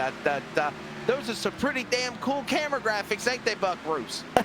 I tell you what, that shot when the cars are rolling through turn 3 and coming to the flag stand was amazing. And man, Alan Pajari, you give him about 3 or 4, maybe 5 laps, and there he is. He's out front again. He's brought Troy Radford, the 94 machine, right along with him. Alan Pajari in the 5 machine leading the way. The 03 right behind them. Chris Canfield, he started on point. Now remember, it took him about 12 laps for that car to really come around, but now he's under attack. Osmond down into turn number 3. The 88 machine, the Suntrops colors coming to life. And now that we've covered you, Charles Wooten, you owe me and Buck a bonus for sure. So it was ready to come back to the corner. Pajari, Radford, Osbon, Canfield, Baker, your top 5. Here comes Baker, Wimbush, who's our drivers. We mentioned Buck at the beginning of the race. They're slowly but surely, and I think they're really playing possum, ready to sneak up in this battle. And I think another strong car is going to be that 95 of Smith. He's been a good, strong car as well. The 95 car there hanging in the mix of Travis Smith. He's got a little bit of a loose issue on entry that he's paying for in the center of the corner, and he restarted in 3rd. So I don't know if he made any kind of adjustments on pit road previous time and just never got to feel him out. But that car, for some reason, is really dancing in the back end, and it's caused him to fade all the way back to the 8 spot right now. Wimbush sitting there with the guy he followed all practice long, and Steve Baker and John Wimbush in the 56. There they are right together now. A little bit different. They're 5th and 6th instead of 1st and 2nd. On Pajari, he's the man that's got the top spot. There we go. We'll see how they go along here with this battle continuing. What a race roaring on in the 3 as Baker and Wimbush and Smith coming at it with each other off the corner, moving through more cars, lap traffic in the way at the top of the speedway, getting out of harm's way, letting these fast cars continue to battle. And while that happens, we're still looking at the 5-man, Pajari, in his Bobby Gerhart colors of what it looks like when his Lucas Oil days of Daytona domination of ARCA. The big gut number 5. He has dominated. Hey, while we look at the second half of this race, working lap 90, coming up on 100, let's take a look at your manufacturing standings of where they are right now. As we are coming up again on the lap 100 mark, you have right now currently, Buck, 6 Chevrolets, from Pajari, Radford, Canfield, Osborne, Baker, and Smith. Wimbush and German are Fords, Medford in a Chevrolet, and Carey in a Ford in the top 10. So right now, bow tie domination at Load Limits, Texas. Yeah, I tell you what, we saw the Fords surrounding the 55 of Steve Baker early in the race. As Wimbush gains one more spot, he goes back up into 6th spot. One more spot, and he can go ahead and break up the top 5 bow tie brigade up in the top half of the field. Pajari, like I said, he runs great for about a good 7 to 10 laps after he gets past the 5 laps to get his tires heated up. So he's got about 4 laps, and we're going to see if Radford might be able to come up and play in the game. But Dale Osborne, I'm watching that 88 car.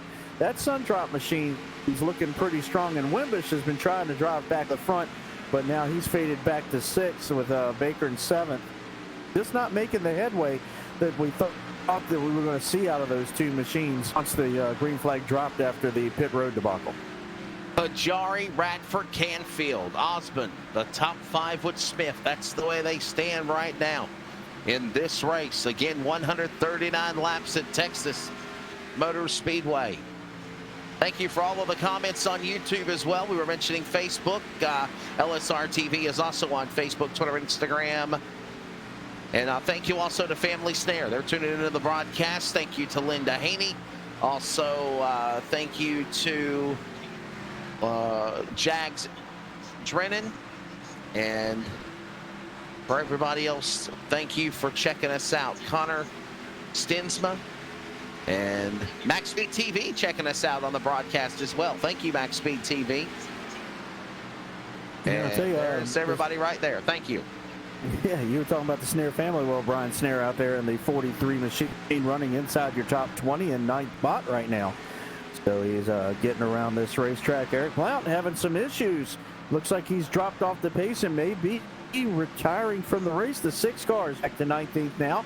Give Brian Snare the 18th position in the 43 as the 6 car scoring monitor has gone dark. There's a 43 machine running those Adam Petty colors on it, the spray paint scheme on the 43 machine. How about that? Brian Snare. Yep, the King's number on Adam Petty's paint scheme. And is he the last car that's on the lead lap? I think he is in 18th position. Yes, sir. Well, he is actually, the last car on the lead lap. Yeah, he is. He is. There you go. He's 18th. The 43, the last car on the lead lap. Everyone else from Hyde on back a lap down or more. And you've got Radford out in Edmonston, 91 laps down, as he brought out the first caution after he got plowed from behind by the driver of Mogard Jr. He exited off the racetrack about 30 laps later. And again, Pajari, the man leading the way as we still watch Snare in that 43 car. Here comes a look at the interval. Let's freeze at the flag stand. Let's get that flag stand flyby shot when they come back across the line. I've always liked that, Buck. I'll tell you what, man, I'm going to let Coda do his thing or Charles do his thing directing, but I'm excited as we have a break in the action coming up on lap 100. This time by racing officially getting back into full swing. Props to iRacing, to the simulation, for all of the broadcasters from Lucas Oil Productions to LSR TV to Max Speed TV, to everyone involved, whether it's been a cup car to dirt to a modified to a street stock. They have put their place in a staple fraternity of motorsports during this 3-month hiatus of not having the real racing program. Amen. I tell you, just being able to tune in and watch racing and see how realistic that iRacing is. Tire temperatures, all the setups, the fuel mileage, everything has to be put in just as much. And just all the cup drivers and the drivers for the Truck Series, Xfinity, ARCA, all the way down to your local level drivers jumping in and being part of a lot of these races. We thank them as well, because some of these multimillionaire guys, they were right here on iRacing every weekend with NASCAR, giving massive entertainment value to a Saturday or Sunday at around 1 or 2 or 3 o'clock, either on your computer or on your television screen. So this has really kicked everything into gear. I know a lot of the simulator companies have really flourished during this this crazy time in our nation and around the world. So it was neat to have something like this bring us together. And right now, you know, you see a 4-car battle going on for about 6th, 7th, 8th, 9th, 10th, around that area. And it's, you know, it's just awesome. It's it looks racing, like man. the real thing.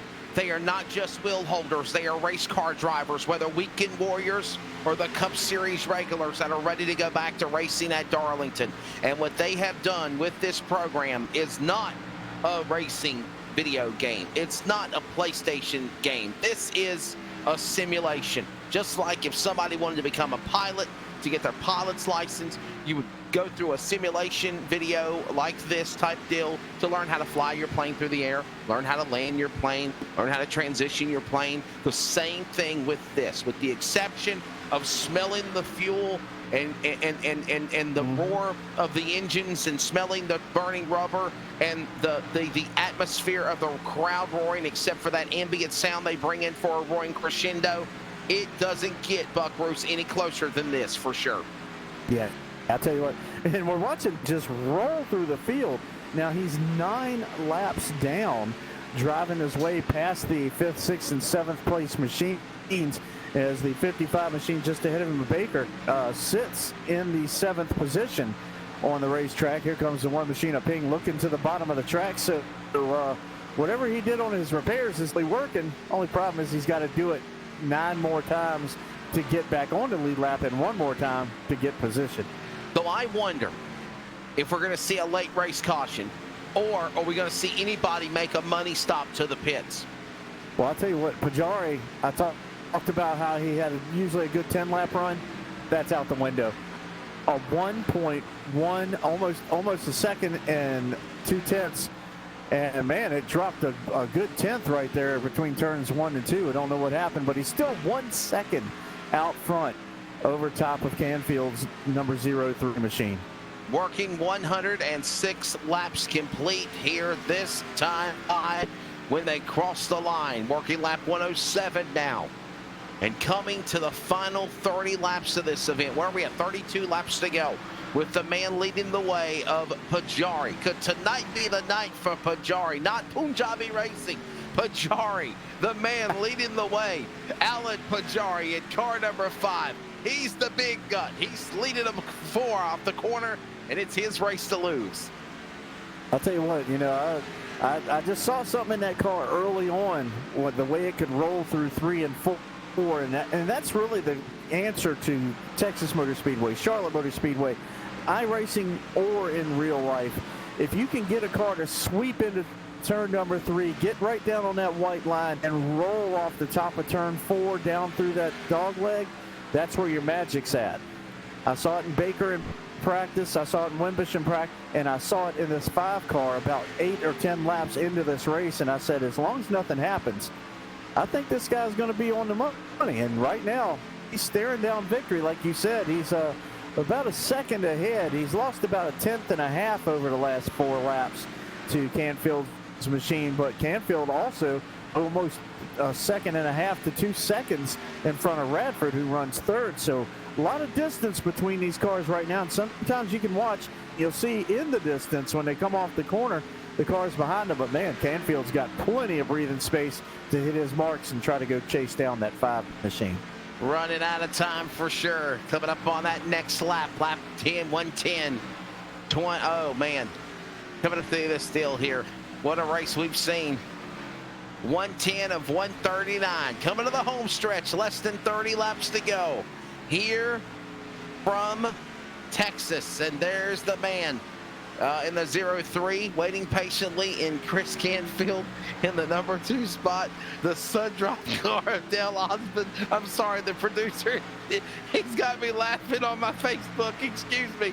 Pajari is leading the way in that car number 5. Canfield, Osmond, Wimbush, Smith, the top 5. But you got to take it. I'm about to bust out laughing. Yeah, Dale Osmond in the 88 started marching a little bit now. Now he's gotten himself back upside the top 3. He just took over the 3rd spot, and here come the pit road. Here comes money stops. These are green flag pit stops. I was wondering if we were going to see this, Buck, and it looks like we Here are. we go. we have green flag stops, and Osmond's going to be the first one to go ahead and lay down the early stops to see if Trevor is going to give him the speed he needs to be able to take care of Alan Pajari. The Sun Drop machine up on the right side. They're going to go around to the left. Let's see. Yes, it looks like we're going to have a full stop for the 88 machine. There goes the left side of the car up. He's joined on pit road by Baker. First Limbus, time tonight. Quattlebaum. Yes, sir. First time tonight. A green flag cycle of pit stops. Baker, Quattlebaum, the 56 car, Wimbush, they all enter the pits. They all exit the pits. Now, was this the gamble? I was wondering if we were going to have a green flag pit stop money stop here, and we are seeing it now. A cycle of green flag pit stops, just under 30 laps to go. This changes everything, Buck Bruce. Yeah, Pajari's on pit road. Canfield's on pit road. He's on pit road as well. So it looks like a bunch of other cars as they're exiting pit road. Here comes Pajari's machine. Alan Pajari, the 5 car, off of pit road. He's got the 03 of Chris Canfield right in tow. They're going to come back out on the track. We're going to see how close the 88 machine will end up to these 2 machines of Dale Osmond, if he's going to be able to overtake them or at least be there for the challenge. Lightning McQueen, Travis Smith has now been your new leader as we watch Pajari and the driver of Canfield there off the corner. That's the battle now as they cycle back through the field for 8th and 9th on the scoring telemetry to your upper left of the broadcast stream here on LSR TV. And we're going to catch now Travis Smith. Those are your leaders that have not pitted yet. The 95 car. Ka-chow! Curb Records entry leading the way. Lightning McQueen colors off of turn 4. And Walters, first time we've mentioned that driver tonight, Buck Bruce in the 46 car, right behind him in the number 2 position. And yes, here comes your leader, or who was leading before the cycle of pit stops. There he goes. There's Pajari. He's back to the lead as they go to the back straightaway. He passed him like a sitting duck and a, look at that. That actually put him back on the lead lap. Pajari, like you said, because there's actually 7 cars that still need to pit that haven't done it yet. I lost my train of thought. I'm sorry. You're exactly right. Thank you for correcting me, Buck. I was about to say, man, Pajari's car has been so strong.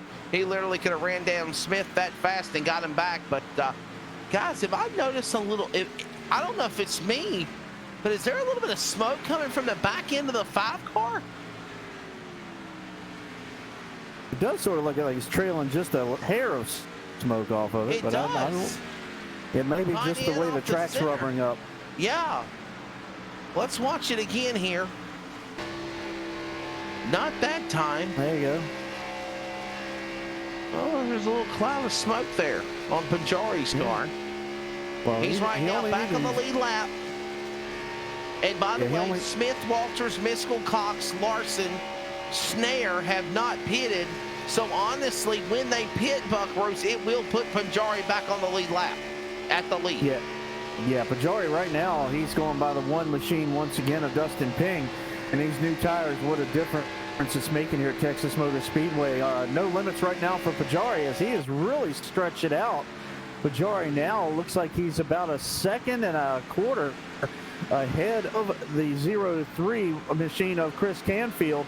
Like you said there, he's blistering the field trying to make up some time. One car catching a little bit of the outside retaining wall there. Able to continue on, no harm, no foul. But your leader, Travis Smith, he's trying to maybe slow the pace down and see what he can do about making it last to the end of this race. But here comes Walters. He's on Justin Walters in the 46 now to pit road. Giving up third. Giving up third position. Ooh, locked him down. Yes, he surely did. And by the way, we're under Thursday night Thunder, 20 to go. Thursday night racing, 20 laps to go. Don't forget, coming up later tonight, it will be the Northwest Racing Series. Myself and Greg Rentz will be on the call for that event tonight. Producer, where are we going to be racing at? I don't know. Is it Michigan? I think it is. Tonight, we will be there. Is that where we're going? I don't know where we're going. I was like, well, thank you very much, producer in my ear. He said, yeah, we'll go with that. I don't know for sure. So we're going to go somewhere. Hey, by the way, tomorrow night, myself, Buck Roos will be calling the Josh White Racing Esports Truck Series. Round number 2 tomorrow night from Bristol Motor Speedway. It'll be on Max Speed TV as well on the CRN Sports Radio Network.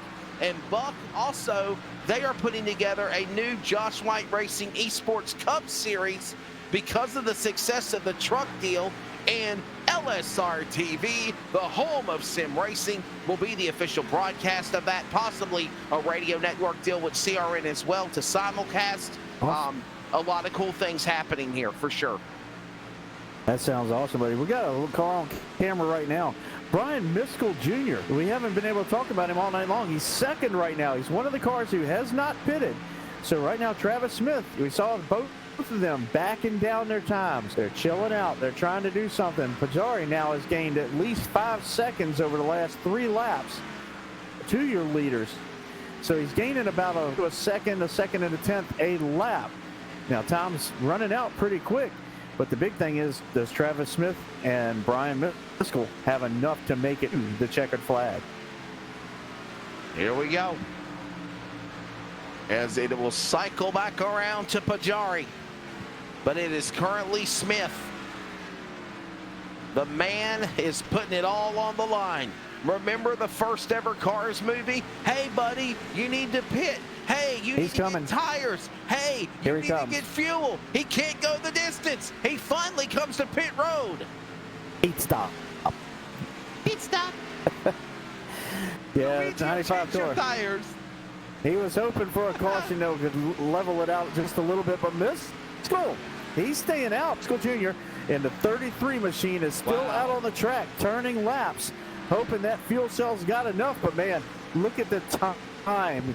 A lap between himself in second place is down to under 6 seconds now, and Pajari is rolling quick. And I will tell you this: if he plays it smart, because he's coming to the flag stand now, they're exiting turn 4 now with Pajari second. Canfield now right behind him. I think it's going to be those 2 cars for the win. I still think we could possibly see a late race caution. But with that being said, yeah. If Miskell can play it smart, he can still be able to keep that interval lead over Pajari. But the question is, he's got to try to conserve fuel. Yeah, and I mean, with the distance left right now, we're 10 laps of trying to conserve fuel. That's a big change considering how early these cars came to boot. It's a chance he's obviously written his contract. He's got to abide by it now. He's going to stay out there and see what he can do. He could next time by. We don't know. But Mefford on pit road right now. We see that. And Snare getting ready coming off of pit road in the 43 machine. But it is the 33 of Miskell out front. A little bit of smoke. Here he comes. Spinning. The leader is pitting now. When he spins and crashes in pit road. Oh, no. No caution because he's in his pit box. They're in the pits. So there's no need to throw a caution and cycle back around after a sequence of green flag pit stops late in the rally with 11 laps to go. And yes, it is Pajari back to the lead down the back straightaway. Alan Pajari, car number 5. And guess what? He's about to lap down Lightning McQueen again as he roars and tries to run him down in turn number 1. Look out there, Smith. Yeah, try these quick strategies. You've got a probably 2 in 20 chance, like a 10% chance of anything happening the way you really want it to. But you try desperately to see what you can do about putting your car in victory lane. That's the ultimate goal. That's everybody's goal coming in. They want to win. And so that's what Smith did. Travis Smith said, I'm going to roll the dice. I'm going to wait and pit late. If a caution comes out, I'm hero. But it didn't, so opposite end of the scale. And now he's just driving his heart out, trying to stay on the lead lap. A little bit fresher tires is helping him a little out on the racetrack. But Pajari now second and a quarter, almost 1.3 seconds over Canfield in the second spot. Pajari just on cruise control.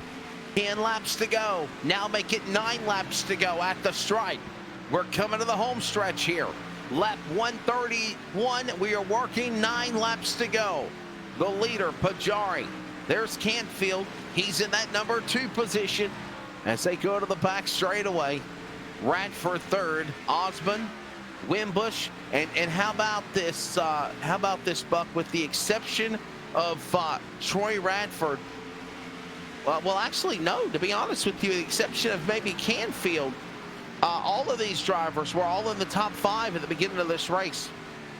Yeah, they pretty much cycled through a couple of drivers, not exactly up front where we thought they'd be, but Pajarri, he stayed right there at first caution. We noticed he had gotten himself into the top 10, looked very strong, was able to keep the car right down on the line like he does right there off of turns 3 and 4, and then he swings out, nails the dogleg lap after lap. He doesn't have to get right down next to the grass, and then he just swings it into turn 1. Just a solid wheel all night long by the big gut Chevy. And man, just working his way around this racetrack, Pajarri in command of this race from just about point on. Pajarri is leading the way. There he is, the big gut, number 5. Coming off of turn number 4.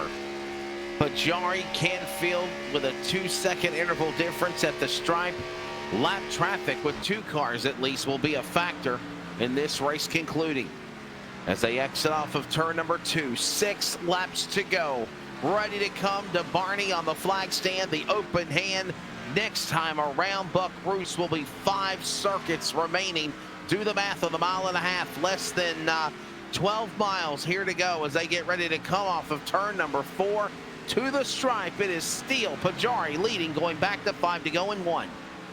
I tell you what, man, that 5 car is definitely on a rail right at the moment.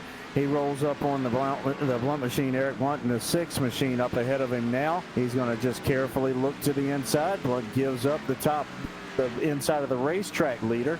But who might I add, Buck, was a very top contender at the beginning of this race in the 6 car, too. Yeah, he had that Ford right up there. Led some laps early in the event as well in the first 5 or so.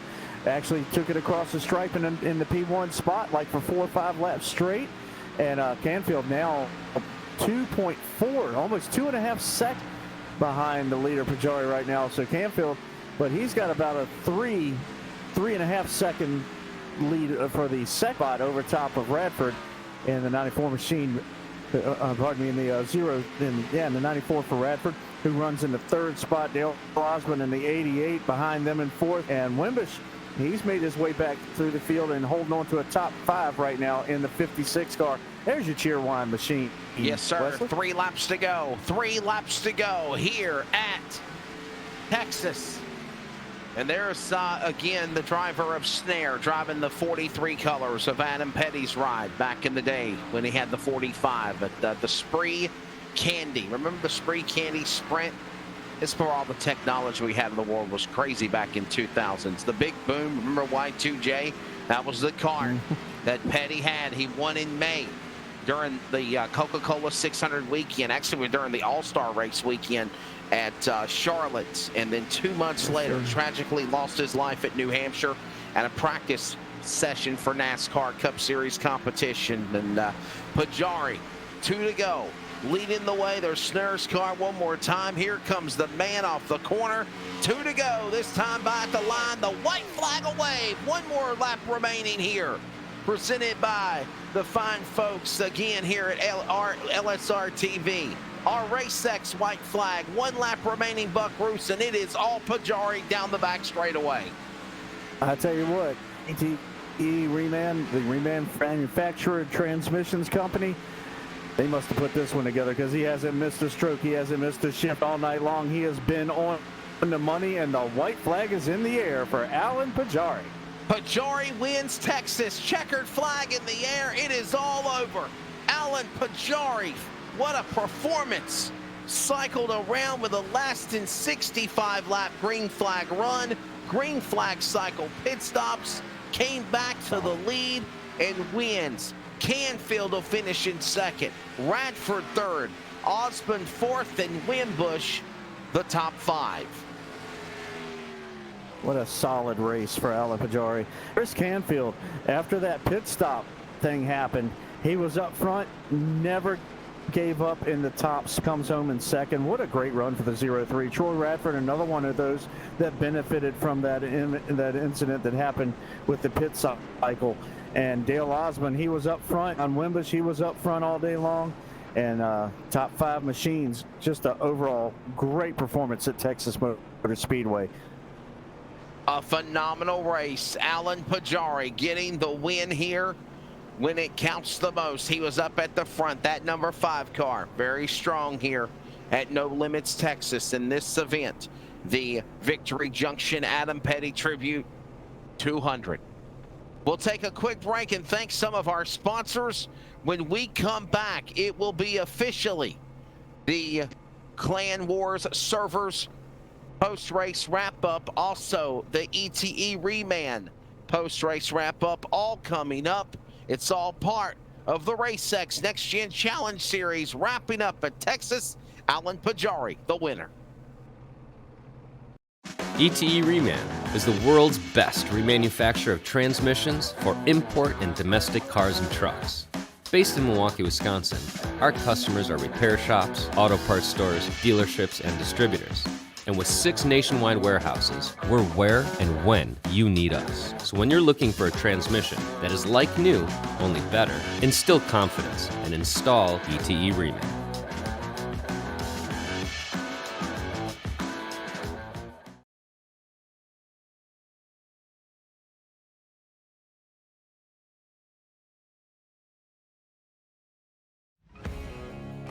They say everything is bigger. These guys down in Texas aren't messing around. This feature race will separate the boys from the men, the girls from the ladies. Can you handle racing 300 laps for $25,000? It's not as easy as you think. We don't stop to tow those too weak. We just push them out of the way. We don't run 20 laps. We run 300 each night. We don't care about what you and your boys have under the hood. Bring all you got. Don't be scared. Call my Cowboy Jack today to get signed up. It all goes down on October 2nd and 3rd in Mesquite, Texas, just outside of Dallas. Kenny Wallace is coming back this year to try again. You don't have excuses. Go to LoneStar600.com now.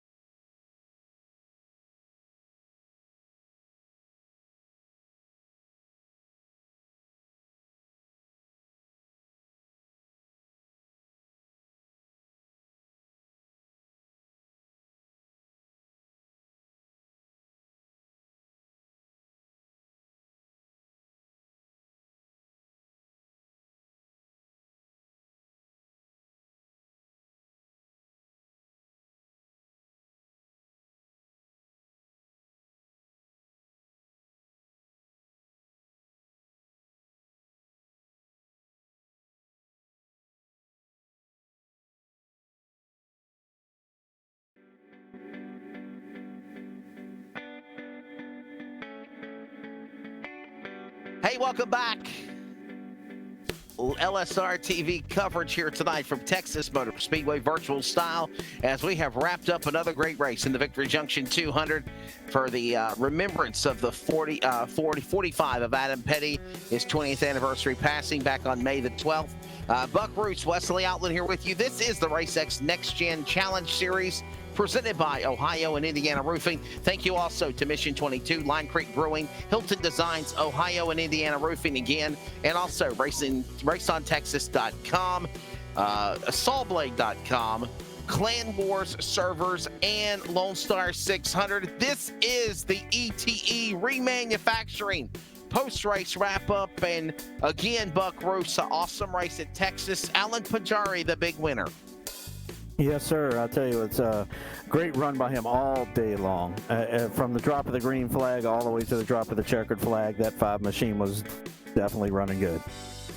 Let's go to Victory Lane right now, and joining us, the driver of the car, number 5, Alan Pajari. What a dominant performance. This race had everything tonight at Texas. Yeah, it did. Thank you very much, by the way. It's felt good to actually get a win. Felt good to beat Chris. I don't think I've ever done that before. But thank you very much. Had a good car. Yeah, I tell you what, Alan, I saw it from the second caution on. I saw you start to march your way through the field a little bit more and more, and you got up there in the mix-up real early on there. It looked like Allman in the 67 and the 55 of Steve Baker started jostling around a little bit, and I saw you back off from him. It looked like a little bit of a tornado was trying to form, and you didn't want to get in it. And I think that was your move of the race, man, because that saved you and gave you a race car to make this run at the second half. Yeah, I've actually ran against Colin a few times, and I believe he's Chris's teammate. But I know how Colin runs, and so it was a situation where I just didn't want to be involved in, because he is real aggressive. He's good, but he's real aggressive, and so I just let him go. Just let him go. There you go. Alan, final question, bud. Man, this race had a very unique sequence. Like, we thought we was going to have green caution. We had that sequence of yellow flags. But it seemed like once we got to the halfway mark of the race to the finish, green flag cycles. Did you think this race would go without that last race caution? And how tempted was it going to the pits with that green flag cycle, the pit stops, to try to gamble to win this race? Yeah, I tell you, it's scary. It's, because I'm always thinking that there's going to be a caution, especially when it's a new league, it's new guys, we're just around each other. You're always a little worried about it. But if I didn't pit kind of where I did, then, the guys that pit would have passed me, and I would have been. So the gamble was pit and and if the caution flies, and then I'll just stay up from there, and that would be it. So, but anyways, it's something that I was kind of expecting. Hey, by the way, I just want to thank my team, Dynamic Autosports, and the original builder of this setup, which is Jake Bryan. So I just wanted to give a shout out to them. Definitely, buddy. We appreciate you being on, and go get them for that next race next week for sure. Congratulations. Enjoy it this week. Yep. Thank you very much. Number 5, Big Gut Chevrolet, Alan Pajari, the winner here at Texas. We're going to talk down to the second place finisher in the car number 03, Chris Canfield. Chris, you finish in second place. Man, you were trying everything you could to run him down. The interval was almost 4 seconds, 3.84 the interval at the checkered flag.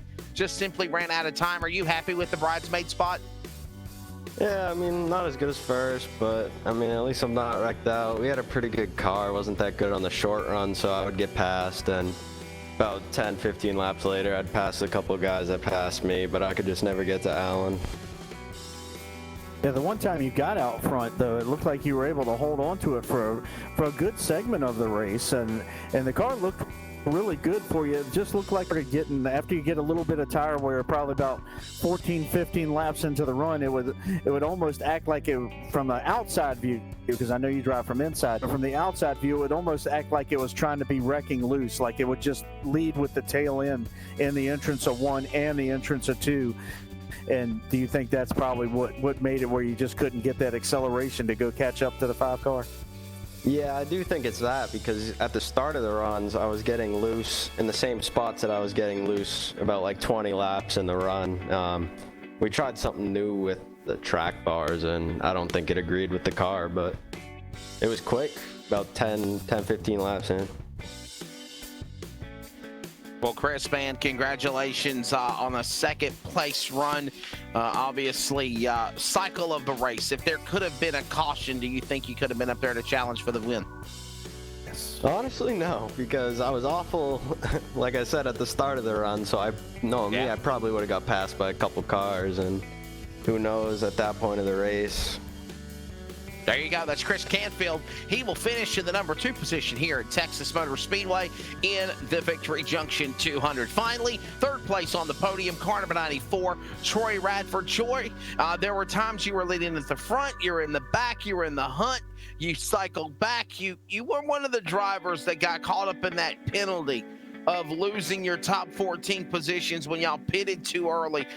If there's any driver that rallied besides Baker and Moore that fell back in the top 10 at the finish, you rallied the furthest and got yourself a top 3 finish in the deal. What can you say about Texas tonight? You know, it was a good race overall. I really can't complain. My team and I with Falcon Motorsports, we are not necessarily an open setup team. So this is all kind of new to us. We're learning. We spent a lot of time this week, and you know, we thought we had a little more rotation, but as the track rubbered up, we really had to start taking some swings at it. So, you know, kind of a live and learn night where I felt good about the setup. Not quite as good as Alan and Chris, but definitely it was like the mid part. Like the extreme long run was really good for us, but like that mid part really kind of hurt a little bit. So, you know, live and learn, make some adjustments, and move on next week in Pocono. Yeah, I tell you what, Troy, that you really won the shot. As soon as the green flag would come out, you'd roll either right to the front, you'd be right on the leaders every single time. It was just like when you burned off a little bit of fuel, the car would get really happy on the front end, as opposed to the way everything with Hilt's car was looking like loose on the back end. It just looked like it was just shoving a little bit for you, especially on the exit of 2. Exactly. So the rotation, like I told the guys mid-race, the rotation felt really good on the rear, but it was like midway through the run, the front end just wanted to bind up just a little bit too much. So, you know, kind of that's where that mid-range run for us really kind of fell off. But, you know, like I said, good solid race, can't complain. Yes. Well, again, a good run for the driver, Troy Radford, the 94 car, taking a 3rd place finish when it is all said and done here at Texas Motor Speedway. Thank you to all of you gentlemen. We appreciate you being on. We'll go see you at Texas next week. Before we jump out of here, let's take a look at the unofficial results here tonight of the Victory Junction 200, celebrating the 20th life of the passing of Adam Petty. And the results of this event as they tick down, Panjari, the winner again, Canfield, Radford, your top 3. And as we look at the rest of the rundown, other keynote drivers include Steve Baker, 7th. Quattlebaum, who was up in the pack one time, finished in the 9th position, or 10th position. And give your take of 11 through 28 through the field there in the finish, Buck. I tell you what, Travis Smith tried to stay out there, tried to make the fuel last. He ends up in 11th spot with the 95 car. He got as far back as 25th, fought his Ford back all the way up to a top 12 finish. Chris Wood in the 91, Kate Green in the 19, Steve Carey in the 21, Gordon Larson Jr. in the 01, Damon Cox in the 57, Brian Snare in Adam Petty's colors with Richard Petty's number on the side of the car, finishes 18th. Roy Hyde in the 00 finishes 19th, and 20th finishing spot was Brian Miskell Jr., 33, who tried to also wait out that last pit stop, entering pit road, and ends up 20th overall. And the rest of the rundown as we look at a total of over 31 cars taking the green flag for the rest of the finishing results. There we see also the driver of Allman, Colin Allman. I think he got the worst luck of the race there whenever he was battling, drove to the bottom of the apron, shot up the racetrack, just barely tagged the left rear of Baker's car. He saved it, he crashed it, so did Allman. Littleton, Edmonston, and that is the rundown along with Ray Radford. So, Buck, what's your thoughts, man? Fun time here tonight in the Lone Star State of virtual Texas with iRacing. Definitely so. Good race. The entire pit road thing of giving pretty much took half the field in front of everybody who was fastest right off the get-go. Made a great mix-up of racing the entire time. Like you said, big heartbreak awards have to go to Colin Allman after driving all the way to the front of the field to wreck out. And then you have to give a heartbreak award to Steve. Had the race in hand, lost the lead and took it back 4 or 5 times, a good handful of times. Right in the beginning of the race, the entire pit road thing happens. He has reverted back to 14th. Never saw the front of the field again. As a matter of fact, I think he only drove up to the 5th spot, was as far as he got in front at one point, and ends up with a 7th place finish after being dominant all day long. Yeah, what a performance there for Alan Panjari in the car number 5, Canfield, and again, Radford, the top 3 when it's all said and done. Thank you again to the RaceX sponsor of the Next Gen Challenge Series. Tonight's race, again, is the Victory Junction 200 presented by Ohio and Indiana Roofing. Thank you also to Mission 22, Line Creek Brewing Company, Hilton Designs, and again, RaceOnTexas.com, SawBlade.com, ETE, Reman, and Clan Wars servers. And again, for, of course, the awesome production work and part co-announcing by Charles Wooten of LSR TV. For Buck Roos, I'm Wesley Outland. Thank you for joining us for our coverage on LSR TV, the voice of sim racing, the home of sim racing, and as always, keep praying for America. God bless. This broadcast is the copyrighted work of LSR TV and may not be rebroadcast, retranslated, or used in any form without the express written consent of 52 Media LLC and iRacing.com Motorsports Simulations. LSR TV would like to thank you for your support, and we hope you enjoyed tonight's broadcast.